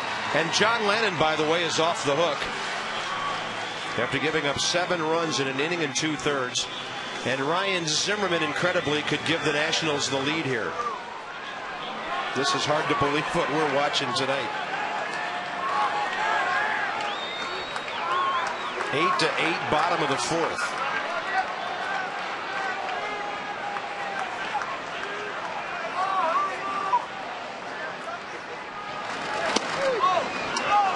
Ryan struck out on the controversial pitch in the dirt, and the attempted check swing, on which Jim Riggleman was ejected last inning. And then on the next pitch, Ronnie Belliard turned the whole game around by hitting a grand slam. I would think Zim's very TO'd at this point. That's a fastball up and in. 1 ball, 1 strike. You'd want to rip the cover off the ball here.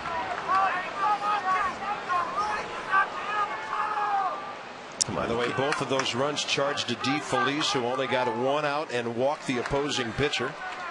And a 1-1 to Ryan. Off-speed pitch popped up. Get out of here. Prince Fielder has room.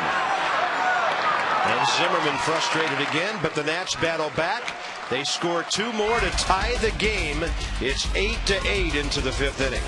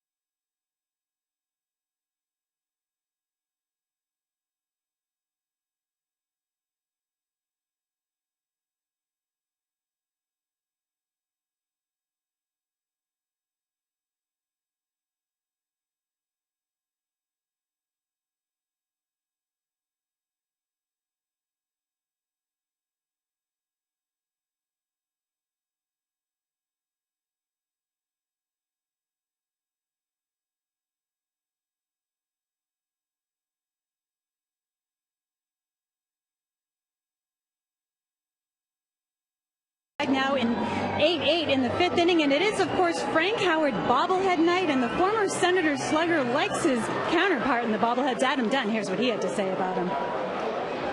I've scouted this young man with the Reds and now with, well, not so much now with Washington, and he has great plate discipline, has a great knowledge of the strike zone. I think sometimes though, when you and that's great because you got to have an approach, that type of approach to quality hitting. I think sometimes though you can get a little bit too fine. It's a double-edged sword, and you can bury yourself in some counts 0-2, 1-2, and not too many guys operate with those counts. But this guy's he's lights out. And of course, Frank knows that he will make the adjustments to improve. Bob? Well, I think his assessment of Adam Dunn just exactly the same as ours. At times, we'd like to see Adam be a little more aggressive on borderline pitches in a long count. 2-0 to Kendall. 5th inning underway and a strike. My favorite all-time line, though, from Frank Howard talking about RFK, with the seats up in the upper deck in center field painted white that he hit with home runs. He said, they painted those white for my homers. All the others are for my strikeouts. That's a great line. Yeah, and what a great senator. And people around here, I mean, I had 10 people stop me today and say, is Frank Howard going to be here tonight? People still want to see him. They want him to be around. And we love it when he comes around.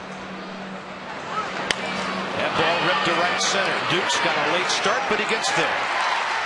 Elijah might have been fighting the lights just a little as Kendall ripped it, but Dukes covered the ground, and that's a very important first out. Hey, I guess any out a pitcher gets tonight is going to be pretty important. Kendall, not a big power guy, but he's a great contact hitter. Goes the other way with a Saul Rivera fastball, and Elijah Dukes is on his horse. Makes a great catch. I was going to say about Frank Howard, and I've known him a long time. Nobody loves this game more than that, man. Really? Yeah. I mean, as a teacher, instructor, when he was working with the Yankees, I mean, we would play them in spring training. That guy was as fired up as anybody I've ever met. And, you know, cheering on the young players, cheering on the guys that weren't even going to be on the team. Great guy. Escobar hits it well, but Padilla playing deep, 2 outs. And Narveson, the pitcher, will bat here with 2 outs and the base is empty. T-shirt Tuesday, another one coming up September 8th. Right after Labor Day, first 10,000 fans get a free Natstown T-shirt. The Nats take on the Phillies that night. 202-675-NATS, Nationals.com, or stop by the box office right here at the ballpark.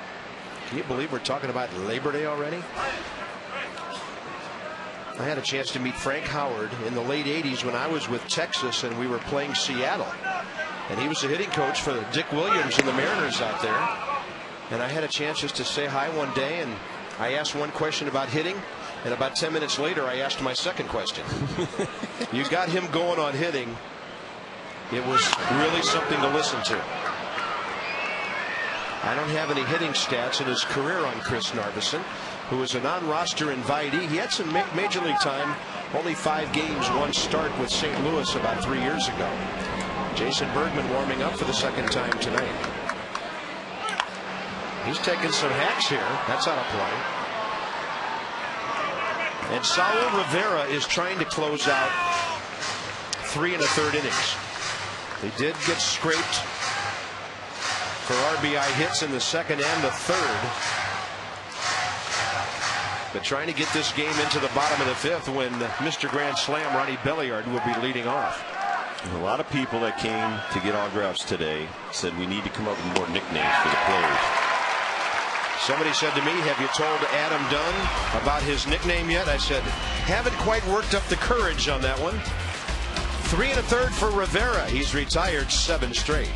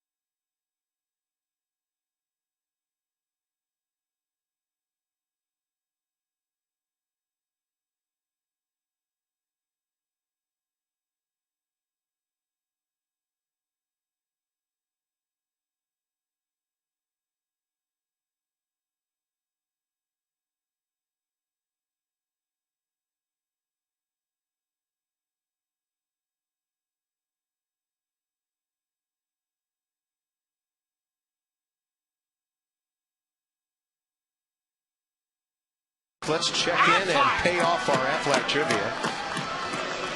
1963 World Series, Dodgers, Yankees. Was it Whitey Ford? Yes. Well done, Rob Dibble. That was with absolutely zero help. Tell him what he's won, Johnny. Well, I already have the stuffed duck at home. I knew it wasn't the late 50s when Frank Howard, you know, and the Yankees, pardon me, the Dodgers first went west, because at that time the best team in the National League was the Milwaukee Brewers. Wow. They went to back-to-back World Series in 57 and 58 with Johnny Logan and Lou Burdette, Lawrence Spahn, Red Schoendienst, Eddie Matthews. Those are some great Milwaukee clubs. Bottom of the 5th, that was some World Series.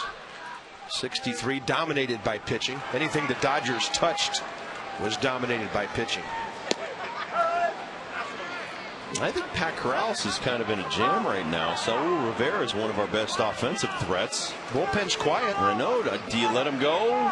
Because you need him in there for offense. That ball takes a bad hop on McGee, and Ronnie Belliard should get a base hit. And now he's got the same evening going that Mike Cameron does, with a double, a homer, and now a single. That was going to be a tough play, and then the ball came up on McGee.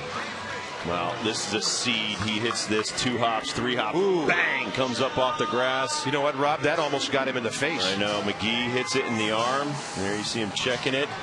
That is one tough kid right there. At the hot corner, and here's Elijah Dukes. Lead run on base here in the 5th inning.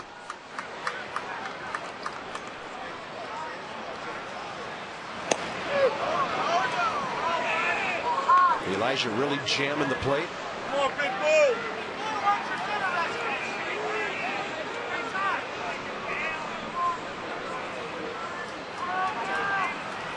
Target in. Dukes gets jammed and flies it to center for Mike Cameron, who, by the way, will be batting second in the 6th inning and a triple away from the cycle.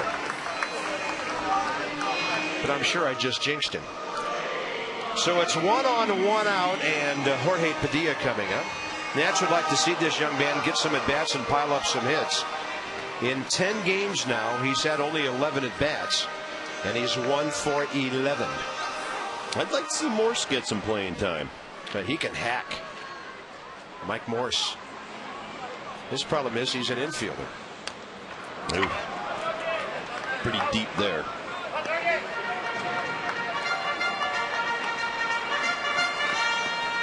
I mean, we haven't really talked about Christian Guzman getting the night off. Yeah, he's 3 for his last 29.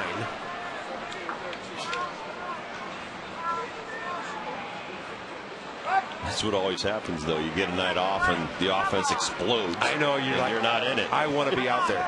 And you're like, man, I probably could have come out of my slump tonight. Well, here's the thing. Guzman and Josh Willingham will be well rested for tomorrow afternoon. Manny Parra for the Brewers, and then Gallardo on Monday. 0-2. Some finals rolling in now. The Braves held on to beat the Marlins 4-3 at home. So Atlanta catches Florida in the standings. The Pirates just got finished pounding the Reds 12-2. Houston wins at home over Arizona 4-2. And checking the Phillies at New York, Phil's lead at 4-1, bottom of the 8th.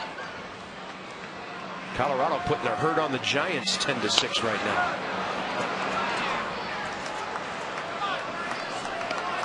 Frost brewed Coors Light, the world's most refreshing beer in our freeze can. Was he out? Was he safe? Play it first.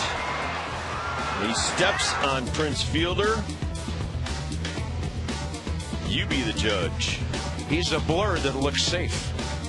That foot comes by the bag. Coors Light freeze can never lies. 0-2 to Padilla, and time given. Another pitching duel in the Yankee-Red Sox series today, 14-1 Boston.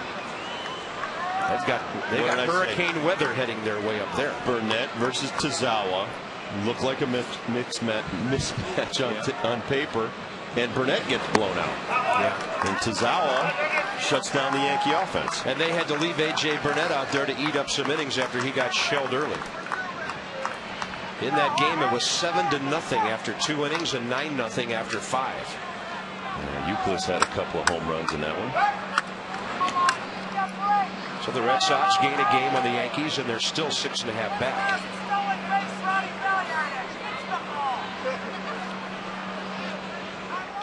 Angels keep winning. They're 27 over 500 with their 7-3 win at Toronto today. 1-2 to Padilla. In the air to right for Jason Bourgeois. 2 outs.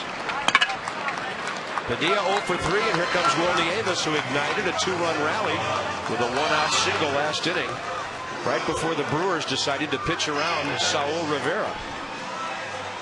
He said tongue-in-cheek. Mike Morse is on deck to hit for Rivera, but the Nats can extend this bottom of the 5th inning. So Saul has done his job. He's given up 1 run on only 2 hits over 3 1/3 innings in relief of John Lannan.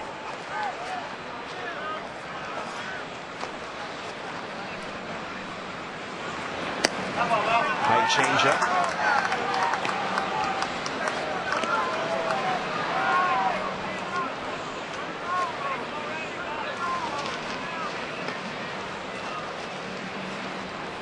Left-hander Chris Narveson, 27 years of age.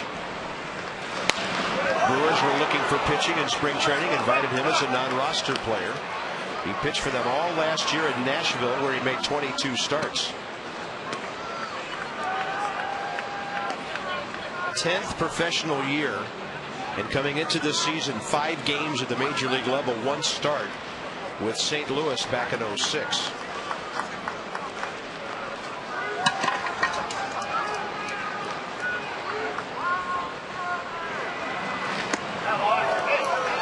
2-1. Rodney Davis, by the way, is 7 for his last 15 in his last 5 starts behind the plate. He's got his batting average up to 265.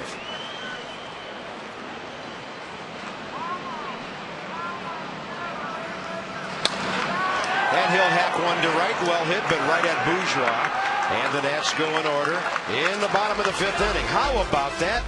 Both teams go scoreless in the same inning. Here comes Bergman.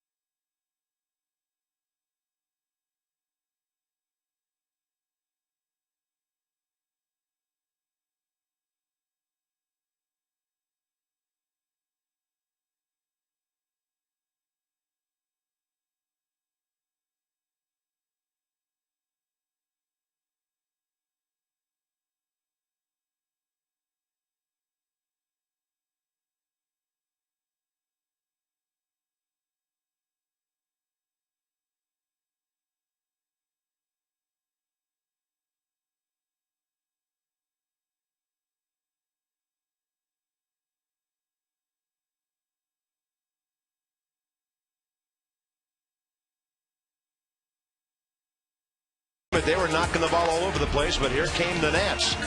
Saul Rivera in the middle of a couple of rallies scoring 2 runs, and it might be the only time in his career such a thing happens. Alberto Gonzalez drives in Speedy Saul to tie the game in the 4th inning, 8-8. AT&T, the nation's fastest 3G network, your world delivered. Where do you begin summarizing this game? How about 2 guys with chances for cycles? Cameron and Belliard both have a single, a double, and a home run. John Lennon off the hook after a nightmare of an inning and 2/3. And here's Bergman, top of the order against Felipe Lopez. Up the middle, to his left, Gonzalez. Well done. Play. And that's Lopez swinging at the first pitch again. He's not at all a patient leadoff hitter. And this will be interesting with Mike Cameron coming in.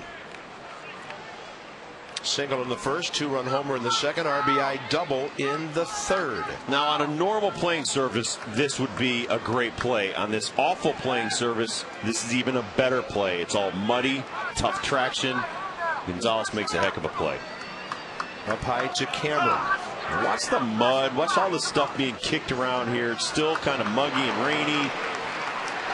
And he makes a perfect strike to first base. And I'm pretty glad Bergman missed that ball with his bare hand.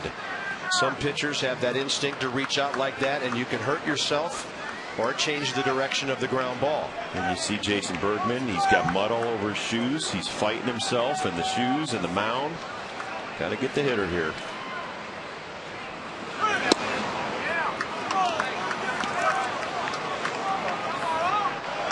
But he's gone 3-0. They keep fixing the mound and they put more of that dry stuff down to keep everything dry, and it gets up in your spikes. It's hard to get traction. And some nice footing out there. Bergman deflects it, slows it down. Here comes Belliard, and he throws it by Dunn. And really, that's a play that should have been made by the pitcher. That'll give second base to Cameron as the ball got by Adam Dunn. That could be ruled a hit and an error. Good breaking ball right there, as Bob said. Nice pickup. It's all wet and muddy. You can see it all over the ball. Ronnie Belliard's 5th error of the year. And a base hit for Cameron. He's 4 for 4. He's at second base, one out. Now the next two hitters are Ryan Braun and Prince Fielder. And do not hang a slider to this man.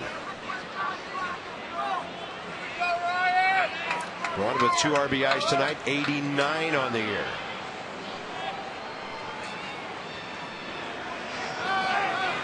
Play at second, runner back easily.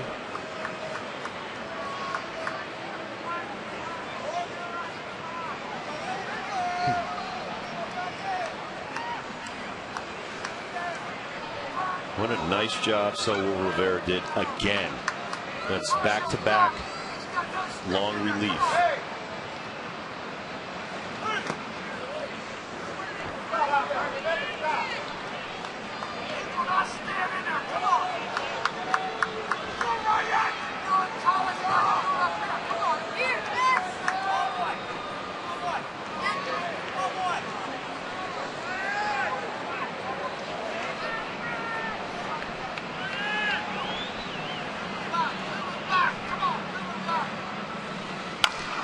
And a hot shot. Zimmerman picks it beautifully. That's a good play. 2 outs. That ball had severe overspin on it.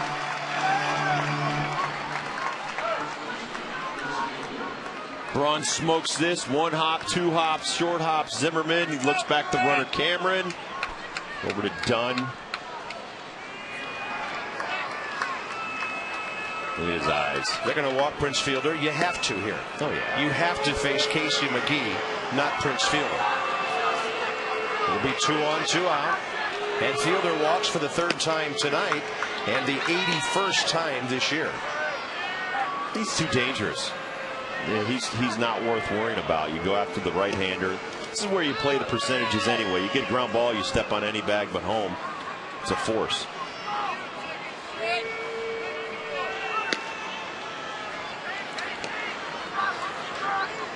I think that's 4. Hitters have been, I guess Prince didn't want to lay his bat down in the wet dirt. Time to let the kids run the show. If you're 5 to 12, enter the Nationals Kids Run the Show. It's your chance to help run the ball club when the Nats take on the Marlins Sunday, September 6th. Check the Washington Post for details on how to enter. And the contest ends Monday, August 24th. We've had a great time with the kids up here in the booth over the years and all over the ballpark.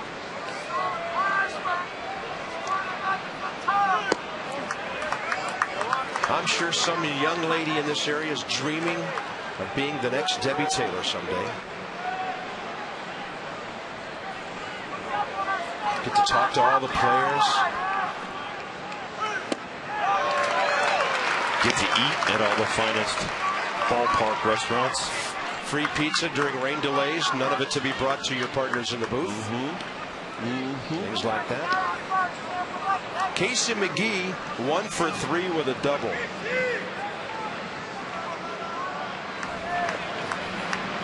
Two on and 2 out, and a breaking ball is low. We're still keeping up with the Redskins Steelers game. 17-13.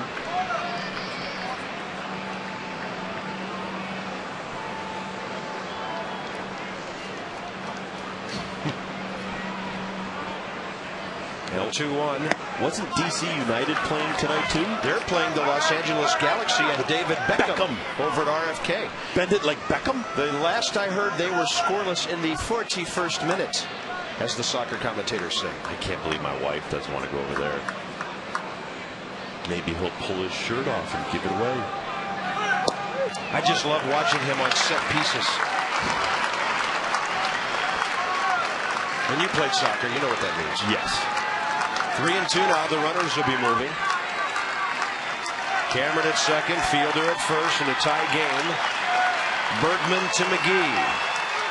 And a fly ball out of play, right field.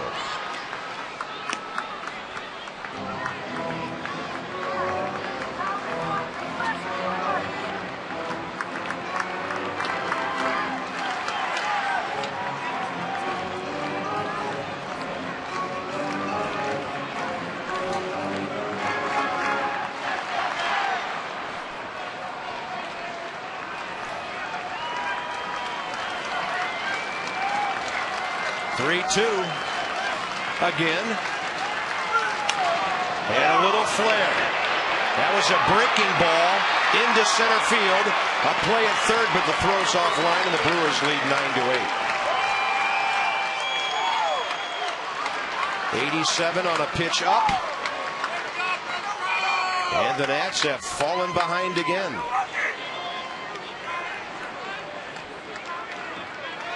Well, looks like he gets underneath the breaking ball right there. He's just got too good of stuff to keep giving up hits on his secondary pitches. And even if that was a cutter, it doesn't matter. I mean, he throws 93, 94 with a two-seam sinker or a fastball.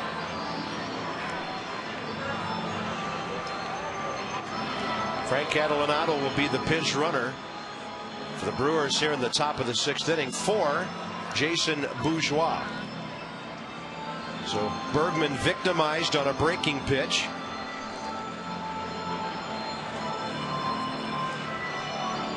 And for those of you joining us on Masson, we're at Nationals Park on a Saturday night of a long ball game. First of all, an hour and 21-minute rain delay before first pitch. And then the Brewers got 2 in the first. The teams traded runs in the second. But Milwaukee had 5 of them and led 7-2. The Nats battled back to tie it in the 4th. And now in the top of the 6th, the Brewers had just scored on a Casey McGee base hit. It's 9-8 Milwaukee with a long way to go on this Saturday night. Steve McCaddy visiting with Jason Bergman. Left-hander Ron Vallone. And the Brewers about to pinch hit Frank Catalanotto.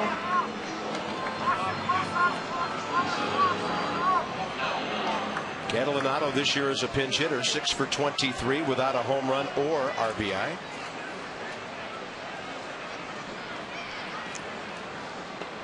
And the Brewers with runners at first and third, 2 outs.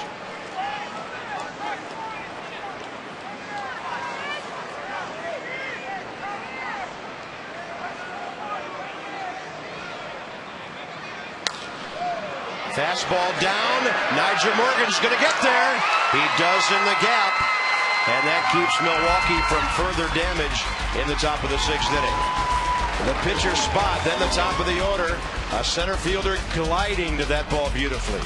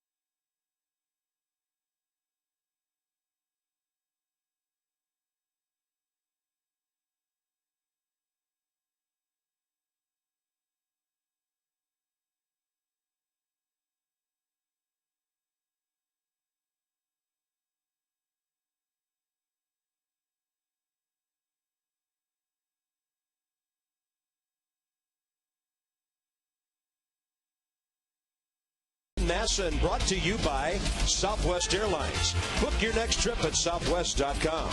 And by Corona and Corona Light. Kick back and relax with an ice cold Corona and lime. Relax responsibly. The Washington Monument all lit up on a Saturday night, and so is the scoreboard here at the ballpark. 9-8. 19 hits in the ball game so far. Frank Catalanotto stays in to play right field after hitting for Jason Bourgeois.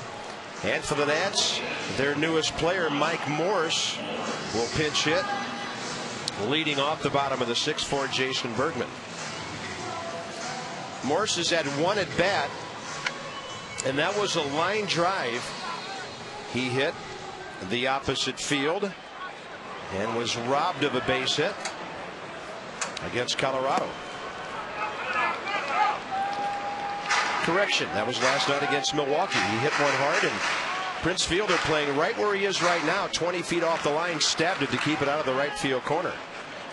This guy's been a very good hitter at every level at which he has played. 300 major league at bats coming into this season and a 300 average in parts of 4 seasons with Seattle.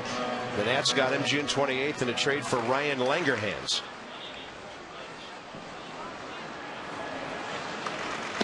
Breaking ball stays outside for the left-hander Chris Narveson.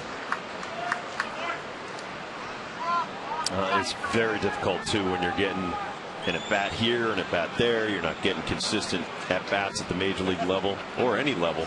Hard to keep your edge. Yeah, just ask Willie Harris right now. Fastball by him. That's how the bottom of the 6th gets underway. You know, you're trying so hard to impress so you can get more reps, and right there, swings through a 90-mile-an-hour fastball that normally he probably crushes.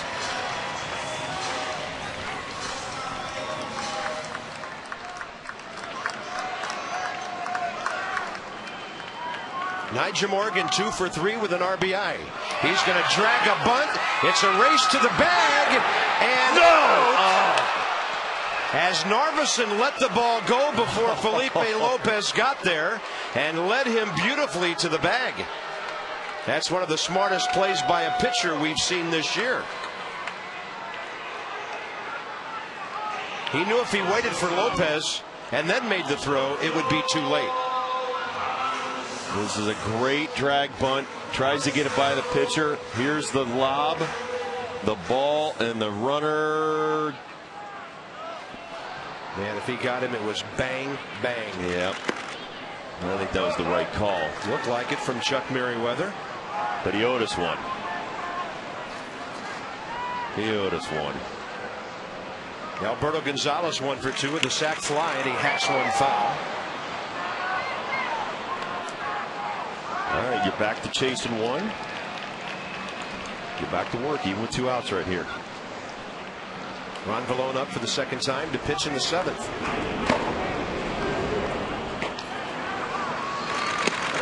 And a breaking ball for a strike.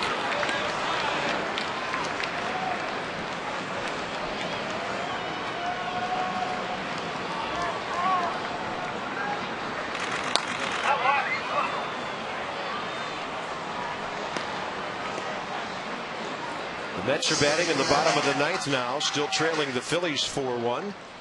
Philadelphia trying to win to stay 5.5 up on Florida and Atlanta. And that game's gone final now. Phillies win it with Brad Lidge getting his 24th save. Chase Utley his 26th home run. 4-1 Phils. They've won their 70th game of the year. And Gonzalez out on a high fastball. Couple of Ks, and Narveson now has come into the game and pitched 2 2/3.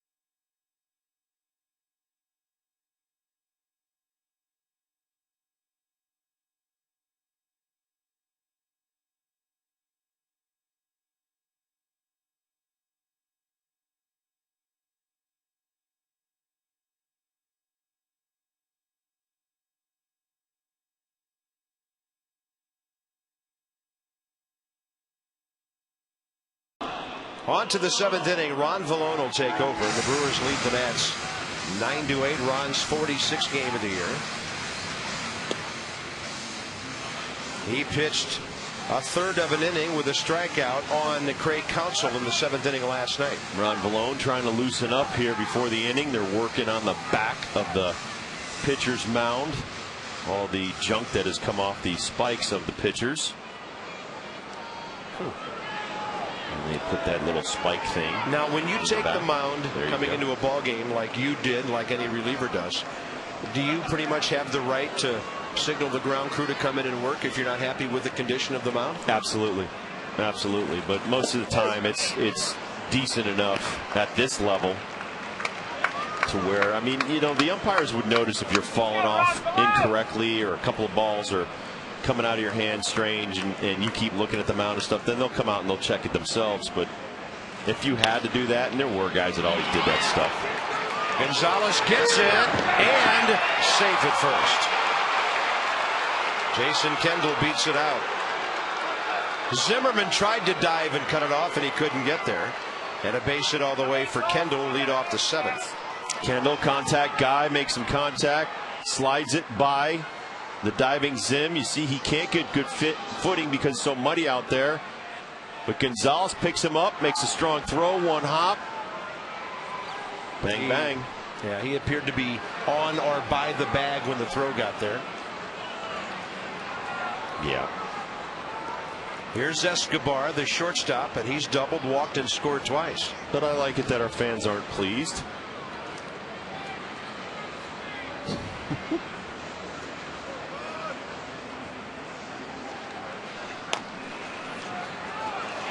And on the bunt, Nieves thought about second, goes to Dunn. And the sacrifice good from Alcides Escobar. 2-3 on the sacrifice. Jorge Sosa did not have a good night here last night. A 3-run 9th inning, giving up 4 hits. He's warming up. And the Brewers will bring in Hernan Iribarren, one of the young players they've recently called up after sending J.J. Hardy to AAA and designating Bill Hall for assignment. Iribarren's a speedy 25-year-old infielder from Venezuela.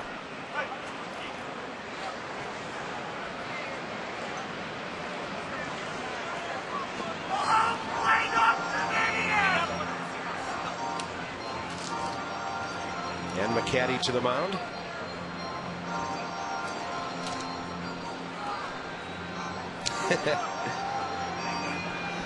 That's a family that waited out the rain tonight. And by the way, we have new statistics on the rain delays now, including 1 hour and 21 minutes tonight. The Nats in 20 home rain delays. 20. And this is the 64th home game of the year. Have been delayed for 2,123 minutes. 35 hours and 23 minutes. You and I have sat in this booth for a day and a half waiting for rain to stop. It's been fun, though.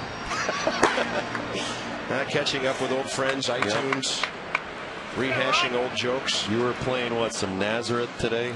Yeah, we were kind of looking for some Hooters. Classic rock. That's the name of a group. It's the name of a group, not the restaurant chain. This is way before the restaurant chain.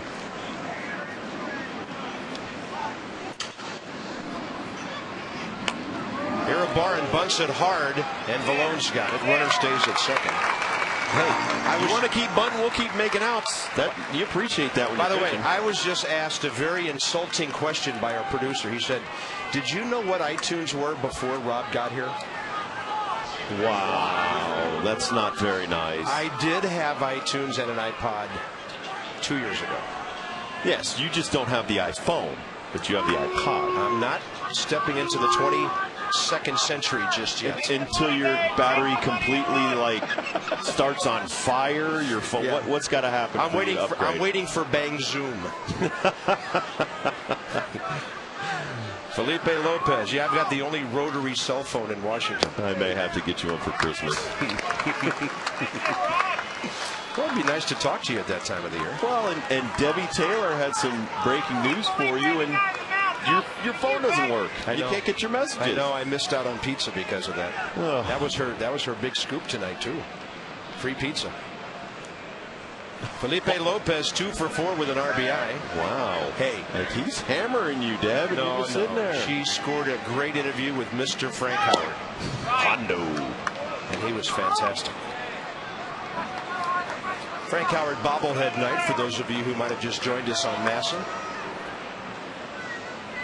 And it's always great to have one of the great Senators here in the ballpark with us. I wonder what he thinks when he looks out and sees a park like this in Washington, D.C. after those years at old Griffith Stadium and RFK. I think a lot of ball players of his generation think, let's see, he hit 382 home runs, and he played in some absolute canyons and cavernous ballparks back in the day. Well, Yankee Stadium was like that. To left center. So his 382 would be 582 today. That guy, he was enormous too. Yeah. He's 73 years old. My God, he looks like he's 50. 1-2 to Felipe Lopez, who scored twice and driven in a run tonight. He was nicknamed Hondo by teammates after a John Wayne film.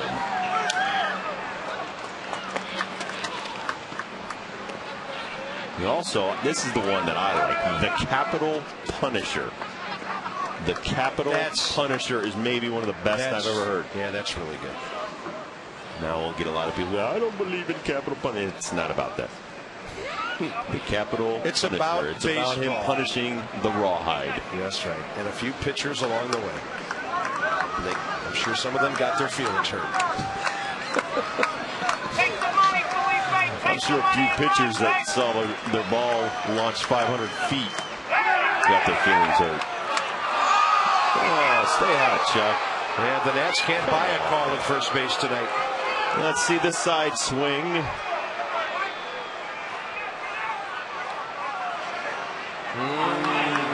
He got to the line. I don't know if he got over it. I'll give him the benefit of the doubt on that one, because I know Ronnie's going to strike him out right here, straight up.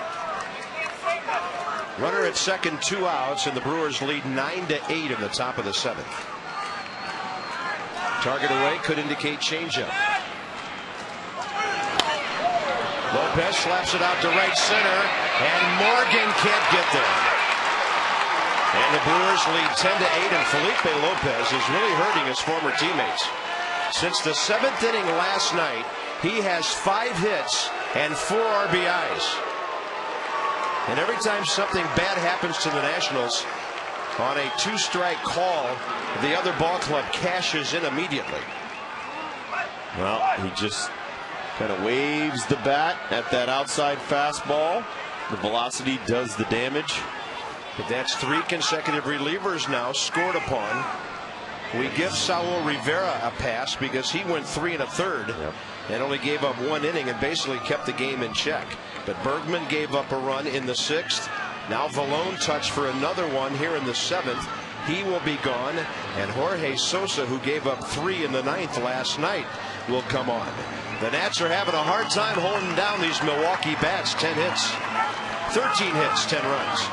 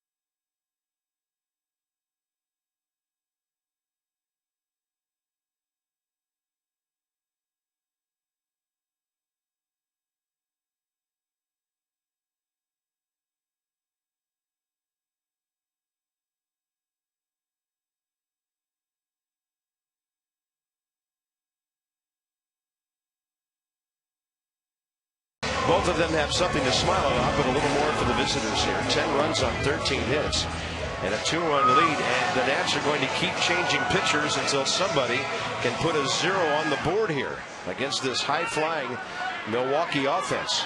5th in the league in runs and 3rd behind the Phillies and the Rockies in home runs, and maybe tonight it's Jorge Sosa.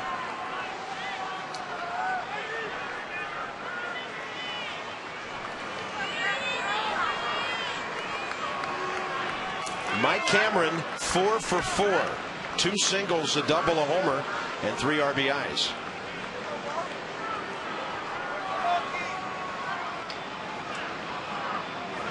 And if there's ever a night when you're going to gap one and get a triple, this could be the night, because all the outfielders are picking up a wet baseball.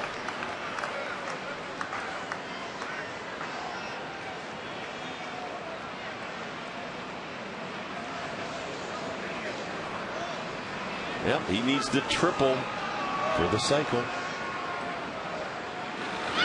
And so will Ronnie Belliard when he bats in the bottom of this inning.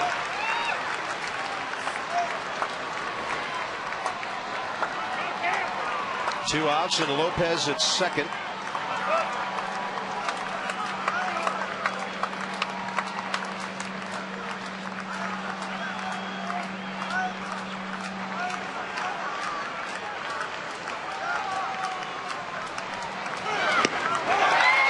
Sosa, the first pitcher to get Mike Cameron out tonight. The Brewers tack on another.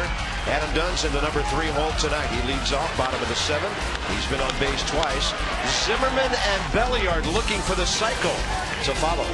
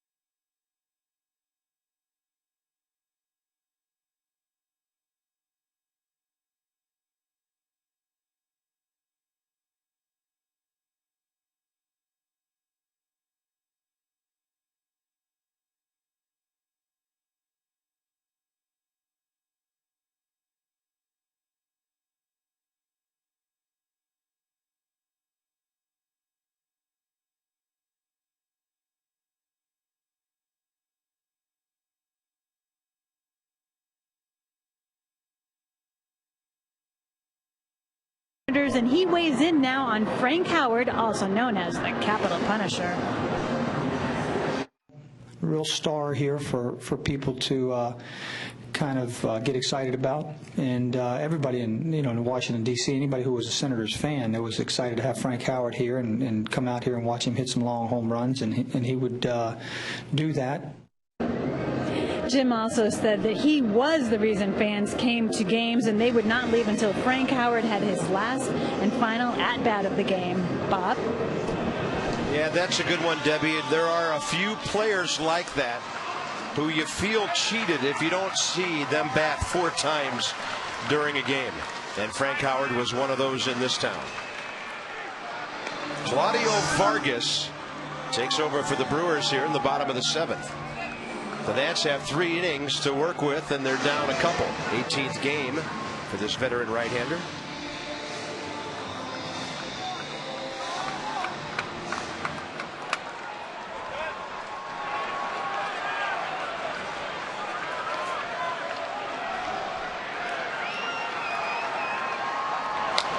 Adam Dunn rips it down the line, and Prince Fielder is guarding the line.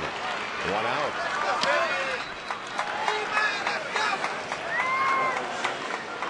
Claudio Vargas was here for 4 starts back in 05, and he went 0-3 for the Nationals with a high ERA.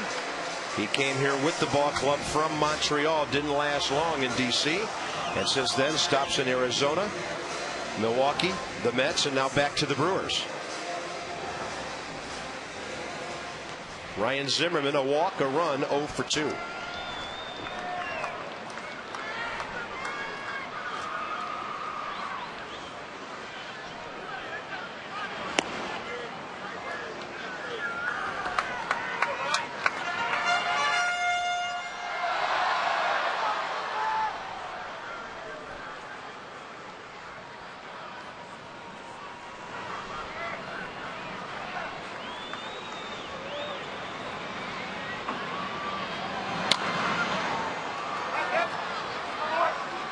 Chris Narveson might be the most valuable player for the Brewers tonight.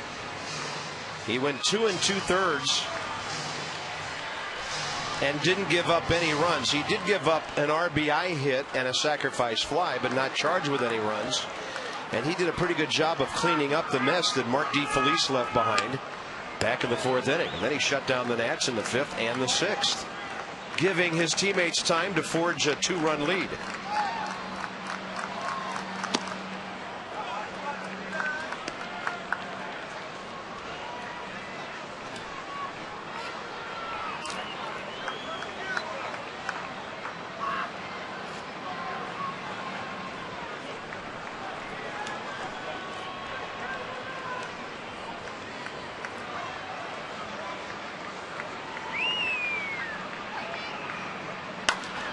Zimmerman waits for a breaking ball and pops it into short center.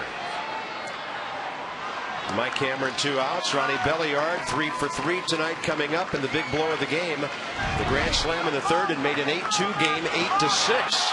Well, you just saw that hanging Claudio Vargas breaking ball. Well, this is what Ronnie Belliard did to a hanging breaking ball earlier in the ball game by Burns. Launched that sucker. So hitters get very upset when they miss hitting a hanging breaking ball like Belliard did.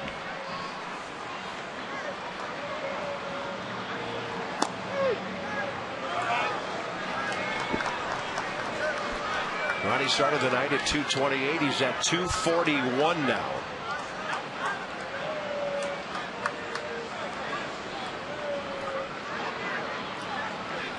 A career 275 hitter coming into this season, his 11th, and no base hit there.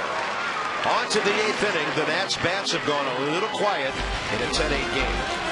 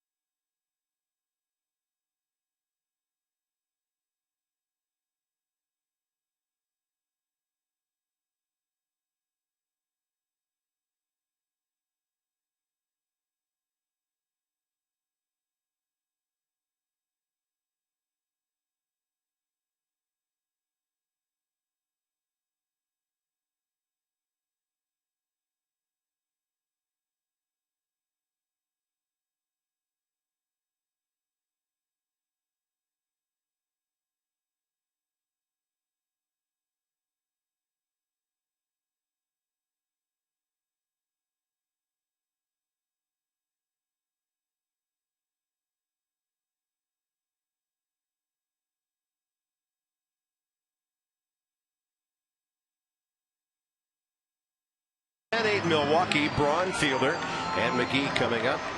Johnny Holiday and Ray Nider standing by with Nats Extra Post Game presented by Verizon Fios. It has been explosive right from the 1st inning. John Lannon's outing didn't last long, an inning and 2/3 and 43 pitches, giving up 7 runs. Craig Stammen, Manny Parra tomorrow at 1:35. Johnny and Ray straight ahead. Ryan Braun 1 for 4 with a 2-run double. Prince Fielder 0 for 1, 3 walks. Casey McGee 2 for 4 with an RBI. The do-ups here in the 8th.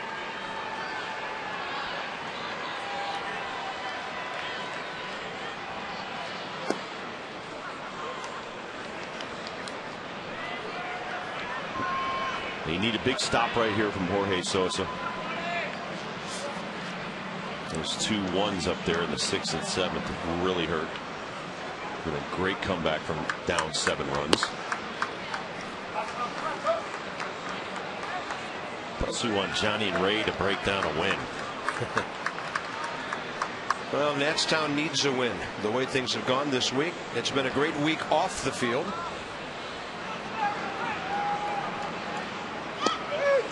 That's a good tight slider at the knees, outside corner, 2-1.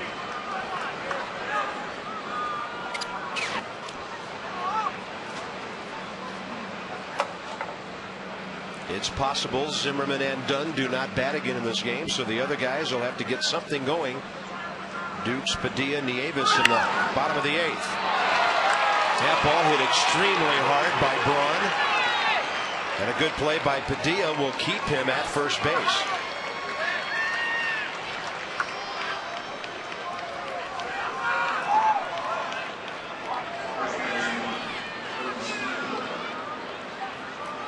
Braun has hit the ball extremely hard the last couple of at-bats at third base. One Ryan Zimmerman caught. That one he could not get to.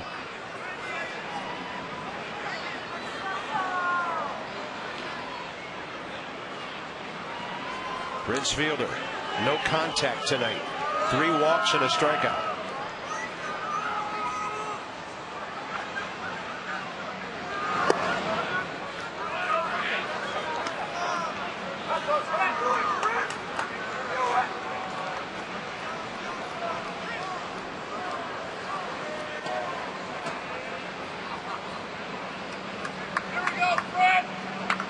Second inning, that McGee hit to the wall.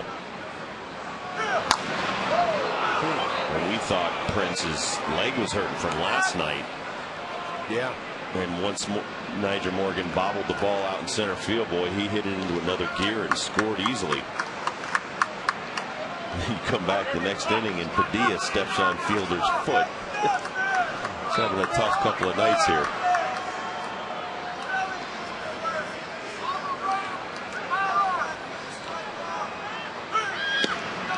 I've had players tell me this time of the year you get out of bed in the morning and it takes a few minutes to get all the parts to start moving again. It is a grind of a season. We're 4.5 months into a 6-month season, and that's not counting spring training before that. But this is the time of year when you really have to grind it out every day. And in this case, for a lot of these guys, a day game tomorrow after a night game. And a long night with nearly an hour-and-a-half rain delay before one pitch was thrown. Along the way, I've met a lot of different athletes from a lot of different sports, and Jerome Bettis said it all when he said at the end of his career, on a Monday after a Sunday game, he'd have to get out of bed and crawl into the bathroom because he could not get out and walk on his own. That's how banged up he would get. For football players, man, they get a lot of respect from me. Well, Prince Fielder walked for the 4th time tonight. Pat Corrales running the ball club since Jim Riggleman was ejected back in the bottom of the 3rd, arguing a check swing strikeout by Ryan Zimmerman. 2 on, nobody out. And Casey McGee hurt the Nats the last time when he got a breaking ball up from Jason Bergman and flared it into left center to put the Brewers ahead 9-8. He gets this one on the ground, and the Nats needed that badly. 6-4-3, easy double play, 2 outs. All right, don't stop there. Great double play, but you still got a guy on third. See this pitch outside. McGee tries to pull it. He hits it on the ground right to short. Gonzalez over to Belliard, over to Dunn. That's how you get 2 outs very quickly.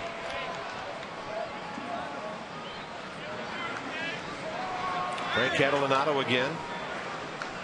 And they're going to walk him because he's too good of a contact hitter to mess with. And they'll take on a right-handed matchup with Jason Kendall. Another fantastic contact man.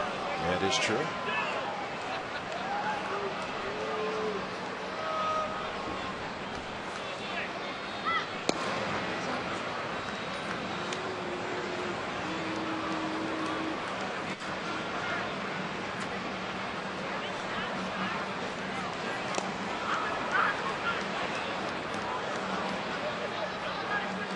This will be the 6th walk issued by the Nats tonight.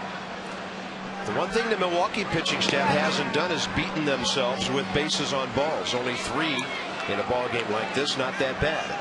Our copyrighted telecast presented by authority of the Washington Nationals may not be reproduced or retransmitted in any form, and the accounts and descriptions of this game may not be disseminated without the express written consent of the Washington Nationals. Jason Kendall beat out an infield hit to deep short last inning. It paid off in a run.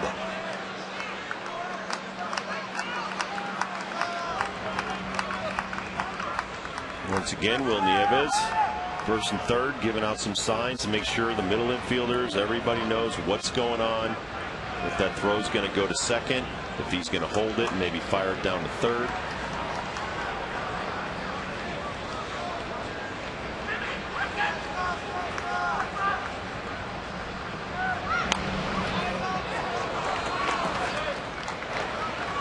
This is just a huge inning too, Bob, because only twice tonight we've shut down this offense and not allowed them to put a run on the board. Saul Rivera, a 1, 2, 3, 4th and 5th, and that was it for him.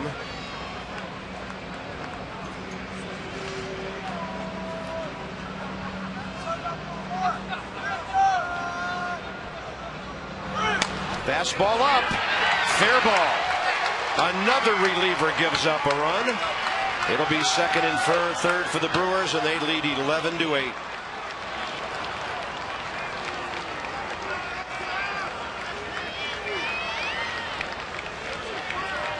You cannot win ball games giving up runs in 6 out of 8 innings.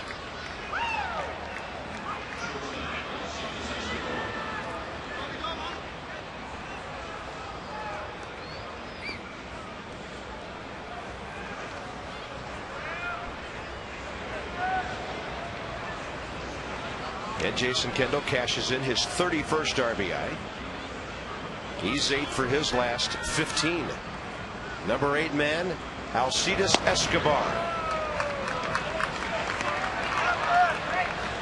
Well, in this series, the Nationals have now given up 18 runs on 27 hits.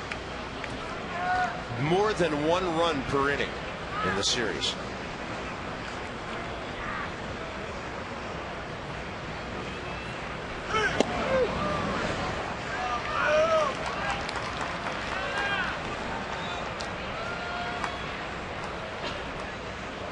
Adelanado at third base, and Kendall right behind him.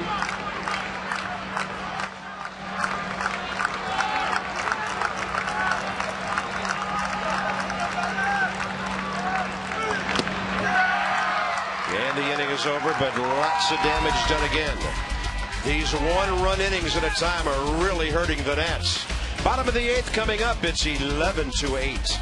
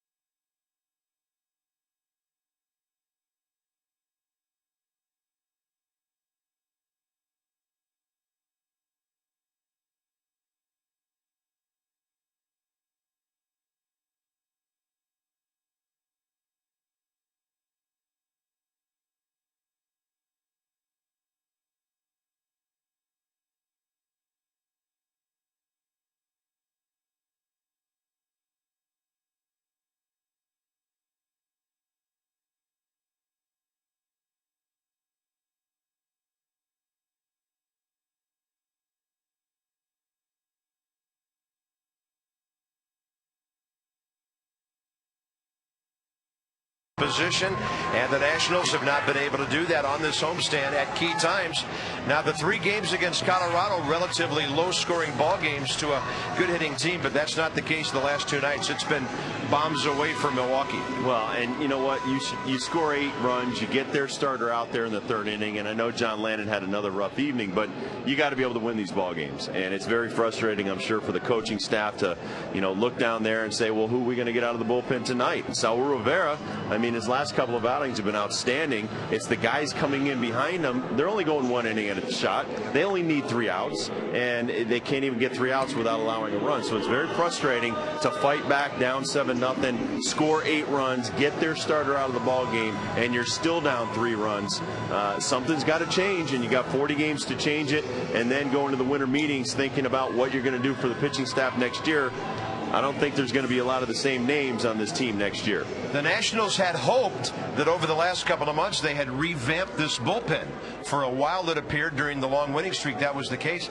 But even during the winning streak they were outscoring the other ball club. The pitching wasn't that great. Yeah, I mean, there was a nice run by the bullpen where they shut people down. But your job is to shut people down for 6 straight months, not 6 weeks, not 2 months, not 3 months. And they've got to pick it up a notch the last 40 games. Can't mail it in because a lot of people are evaluating your performance right now going into the winter meetings. Todd Coffey's been a good setup man for the Brewers since they picked him up on waivers after last year. You saw Craig Counsell over there at third base, so they're shoring up their defense with a 3-run lead here going to the bottom of the 8th. The Nationals have not had a lead on this homestand at this stage of any game, and it's 0-4 so far. Duke's 0 for 3. He has an RBI and a ground ball that could have been ruled a hit back in the 2nd. I'll give you an example. 1989, we finished 5th in Cincinnati. Pete Rose got suspended. We had an interim manager. They brought in Lou Piniella. They traded our closer, John Franco. We brought in Randy Myers. Rob Murphy was then traded. Frank Williams, who's another setup man, was let go. Myself, Randy Myers, Norm Charlton, Tim Burtsis, Tim Leana were the new bullpen. And basically we're all thrown together for the first time that year. So it happens. That's a broken bat, and Dukes has a chance. But Counsell ranges far to his left to cut it off and makes a very good play.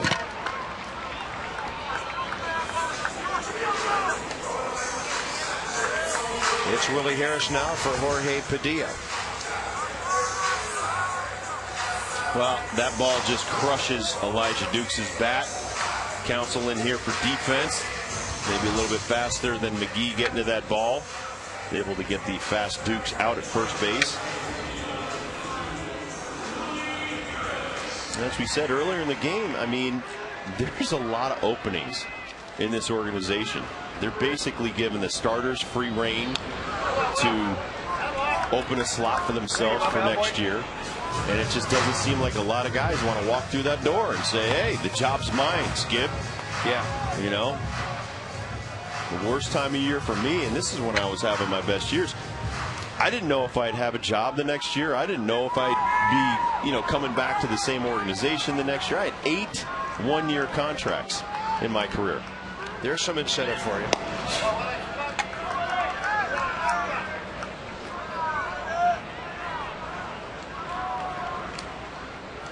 Will Nieves, a base hit and a run scored tonight. Willie Harris suffering from a lack of playing time lately. Having a hard time getting anything going offensively. And to show you there's nothing given to you in this game. Just 4 years removed from the World Series, I had shoulder reconstruction. We went on strike in '94, and I was a free agent. I had to go to winter ball to get a minor league job in '95 with the White Sox. Where'd you play winter ball? Down in Puerto Rico. That's where I actually met Ron Ballone, an up-and-coming young stud. Done. It just depends on how bad you want it. Look at the guy who started tonight, Mike Burns. Guy's been a journeyman. Look at Bourgeois. There's another guy, 9 years in the minor leagues. Yep.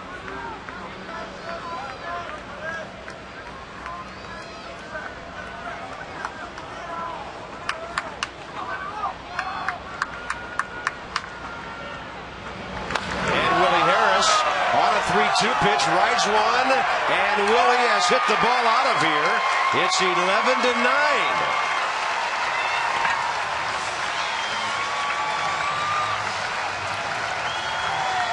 Willie Harris, first pinch hit home run of the year, first pinch RBI of the year, and it's his 5th of the year overall, his 25th career home run. Well, I got an easy nickname for him, Willie the Hot Rod Harris, hitting this home run right here. So he's got a, I think that's a Cutlass parked out there that is all souped up. It's a classic. It is a classic. Loud, I like it. No catalytic converter. You can smell the gas. That's a real car. Huh? That's a real muscle car out there. Well, Willie muscled one out of here. Yep. It's a 2-run game. Maybe Will Nieves can get something going. Guzman will bat for the pitcher next. And a ground ball to the right side will be easy for Felipe Lopez. 2 outs. Guzman is 3 for his last 29. You can follow the Nats on your iPhone and iPod Touch.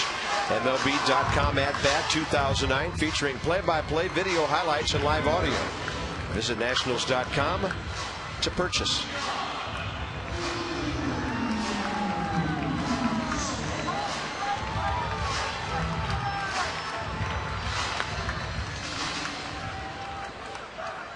Guzman had a 17-game hitting streak, and now he's gone stone cold.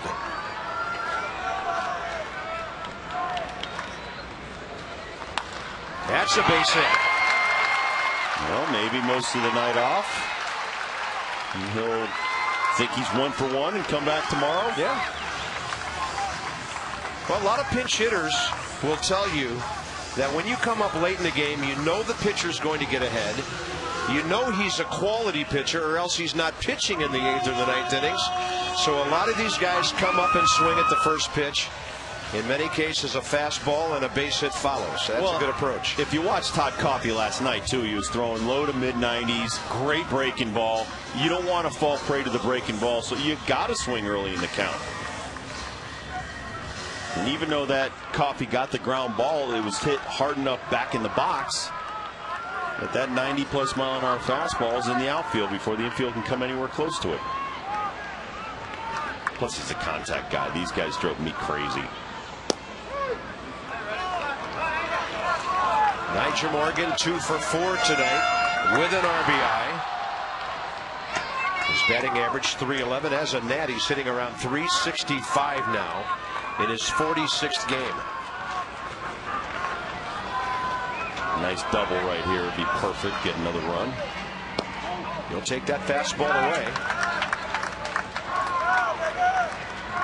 I don't know, the way he hits the ball down the left field line and to left center, I'm surprised when I see a ball club that shades him toward right center. His bread and butter is to our left of where Mike Cameron is. Okay, and then Coffey throws a 93-mile-an-hour fastball on the outer black, which is against the defense. Yeah. There they go, bringing it in. Yeah, you would think they'd jam the heck out of him if they're playing him like that. You would think every pitch would be like that. 84-mile-an-hour breaking ball right there on the inner half. Nice stop by Jason Kendall. Almost did a split. And now you've got to be geared up because this guy can throw 90-plus right in on your hands. Let's see what they do on 1 and 2 with a tying run in the batter's box, bottom of the 8th. Because of this inning, though, Dunn and Zimmerman will bat again. Target is in. That's a fastball up, and Morgan late for it. And he slammed it off the back well of the camera well over there.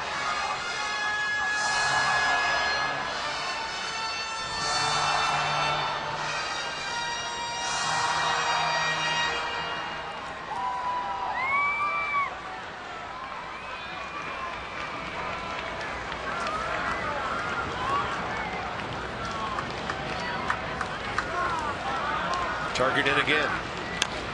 And a little chopper to the left side, charged by Counsell. The Nats are gone in the 8th. They strand a runner. They've left 4. 2-run game into the 9th inning.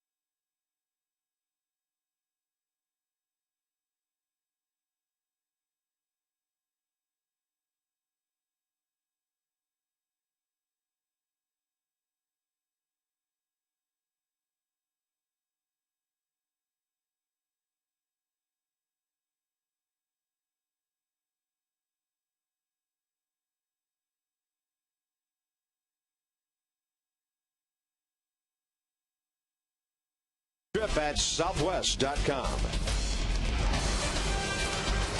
Long night. We've been waiting for first pitch for quite a while, and then a 3-hour ball game on top of that. Here's Manny Parra, 8-9, 6.33 ERA. He's 4-1 in his last 5 starts, but in his career 3 starts against the Nats, his ERA is over 6.2. And then there's Craig Stammen, a no decision at Milwaukee on July 27th. ERA too high at 5.13. Craig will be looking for his 4th win. Johnny and Ray at 1 o'clock with Nats Extra. Top of the 9th. Willie Harris stays in to play left field after the pinch home run. And Mike McDougall gets some badly needed work. There have been no save opportunities this week.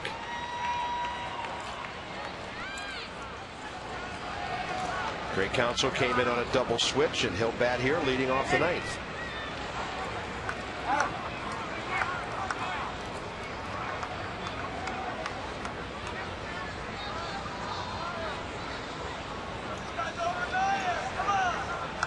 And a dramatically different batting stance, as we chronicled last night and in Milwaukee just 2 weeks ago by Craig Counsell. Making some late career adjustments, getting that bat a lot closer to the hitting zone than where he used to start it. At the age of 39, had a birthday yesterday. Well, he used to have the hands way away from the body, the bat, the top of the bat facing the pitcher. It was one of the craziest looking things, way worse than Julio Franco ever did. But it worked for him. In fact, I talked to a lot of his teammates over the years, and they were told by the hitting instructor, do not watch him while he's taking batting practice. Everybody's got different hitting mechanics that work for them. Now his are a little bit more orthodox. Got his 39th home run against the Nationals while we were in Milwaukee.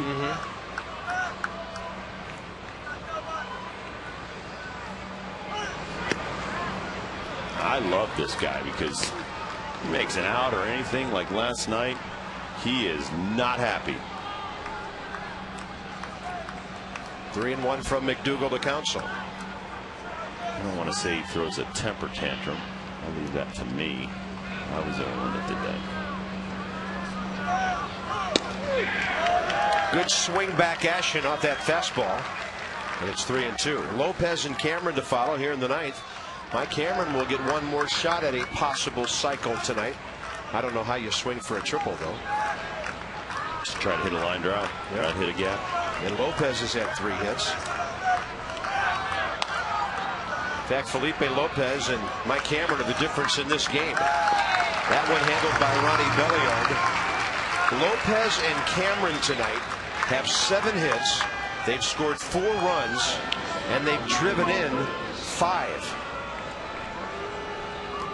And what you can say too is by Maka giving Counsell the night off and sliding Cameron into the 2 slot, that was the difference tonight. Exactly. The hammer right there. Hammering Cameron. Boy, he can go get the ball too. Gold gloves. Well, I was going to say, I bet he would like that tag, because for a lot of years people have said, you know, okay defense, but really a great, or okay offense, but really a great defensive player. And he's won Gold Gloves. Yeah, he'd nail you 20, 25 homers and 80 to 100 RBI, but it was the strikeouts that have hurt Mike over his career. Yeah. And he would tell you that. 142 of them last year for San Diego in 120 games.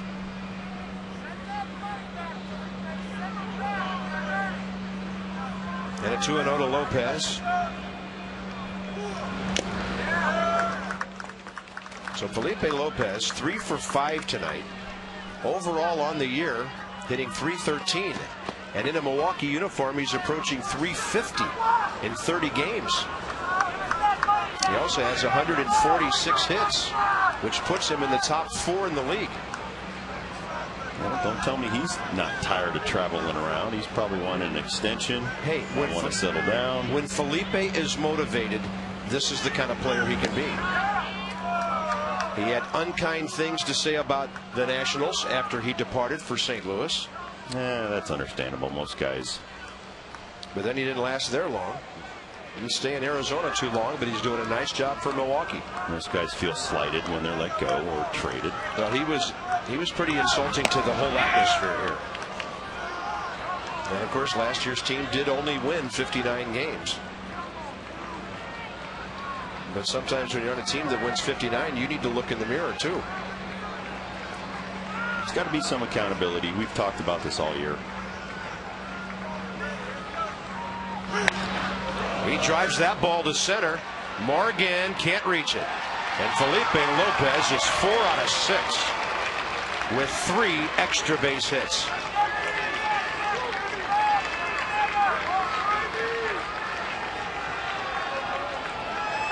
I'm not sure I'd throw him any fastballs. That one right out over the plate. He rammed it to center. He knows he hit it well. A lot of motivation playing against a former club. Oh, it's stuck. Stuck in the bottom of the wall. But some guys would have tried to get a triple right there. I think he kind of held up.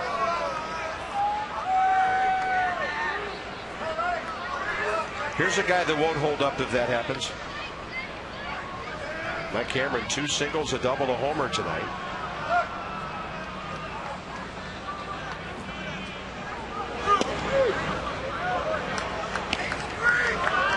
David McDougall's not a very good matchup against Lopez. Fastball hitter, and Mike doesn't throw anything but fastballs. Occasional slight piece. Yeah, like on a night like tonight, you're down a couple of runs. Not that you want to give up any runs. Why not throw some more sliders? Work on the slider. Steve McCatty told me that when he was in Chicago, that was his bread and butter pitch. So if the sliders it is sometimes, that's all you got and you're not comfortable with your fastball, then change some speeds on sliders and have at it. There was one. That was beautiful. He didn't get the call, but come right back and throw another one. This is a guy that will miss a lot of breaking balls. Didn't miss a lot of fastballs, though.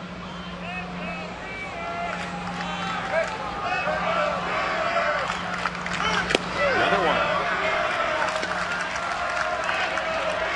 I always thought you closers had a little telepathic connection. Slider in the dirt. Slider in the dirt.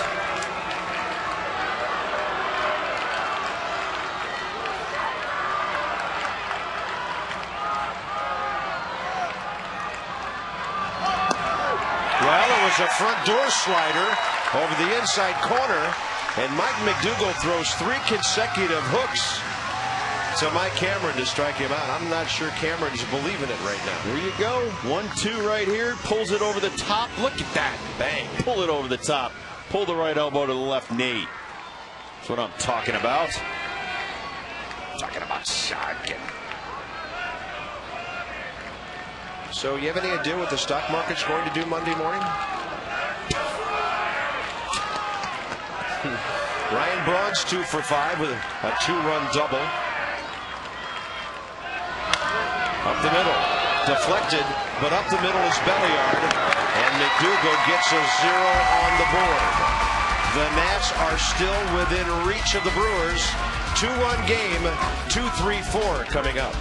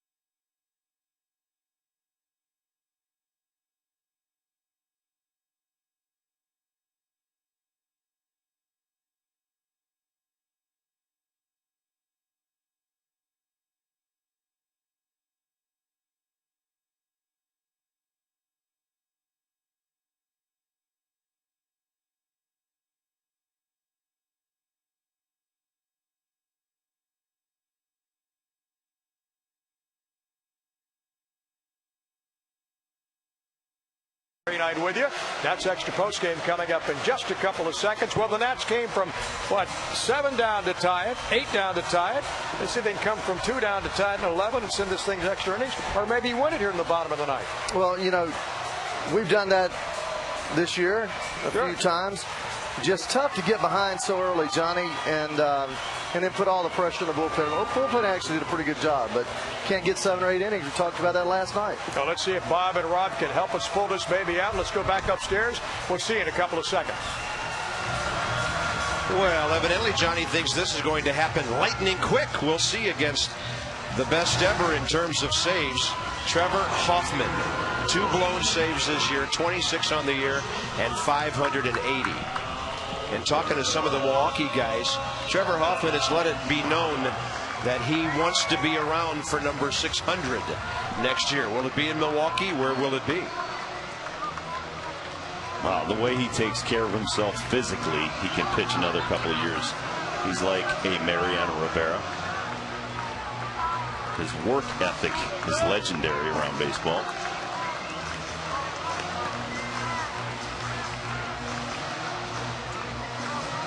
Why not a look at that active leader list? I'm not sure Mariano Rivera is going to get close to catching Trevor Hoffman before they both hang it up. And this guy right here, he was just picked up on waivers. I don't know about the other 2 guys. Percival down in Tampa. Isringhausen down in Tampa. I think they're both hurt. For the Nationals, Gonzalez, Dunn, and Zimmerman in the bottom of the ninth. Trevor Hoffman gave up a run on a Ryan Zimmerman homer in the bottom of the ninth last night, but they had a 5-run lead when that happened. He was getting some work. And that'll be interesting if one of the first 2 guys can get on. That's an 84-mile-an-hour fastball for a strike, not the changeup. Well, you better move up in the box because his changeup is in the 70s. And it'll be diving and darting. He's bringing the cheese tonight.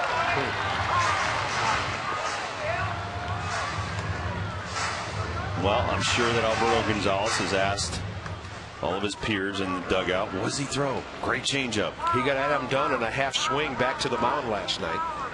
Struck him out in Milwaukee, and there's the changeup.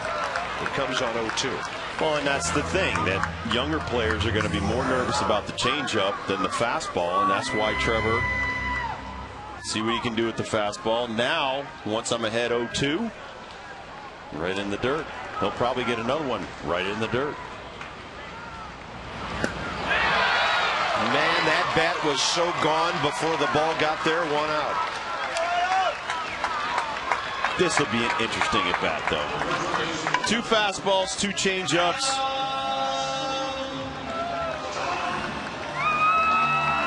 You just see how devastating, or I call it the equalizer, a changeup is, because not a lot of pressure put on the arm. You sell it with the same arm speed as a fastball. It's all about the grip. Making a circle with your index finger and your thumb. Wrapping it around the ball. Fastball for a strike to Dunn. So Trevor Hoffman is changing his approach tonight. It was changeup after changeup in Milwaukee and last night. And he started both hitters off with number 1s here tonight. He may throw all fastballs to Dunn. Another one. He's thrown 4 fastballs and has 4 called strikes with it. That tells you guys are looking for the changeup and they can't react.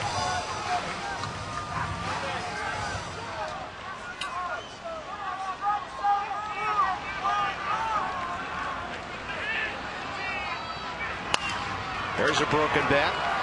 That's the shortstop, Escobar.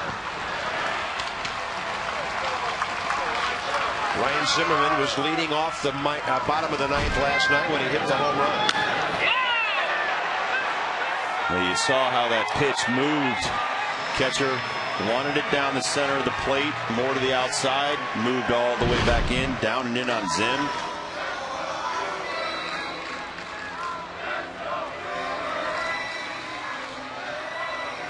Zimmerman 0 for 3 with a walk tonight.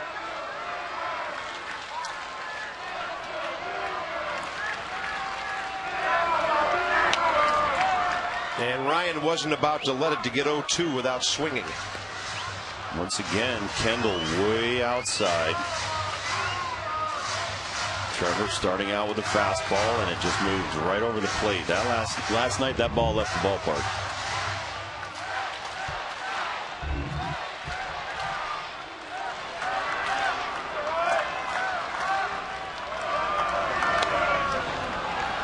Look at that ball spin and stay fair, and the game is over. The game goes 3 hours and 7 minutes after the rain delay, and the Nationals scored 9 runs on 10 hits and lose.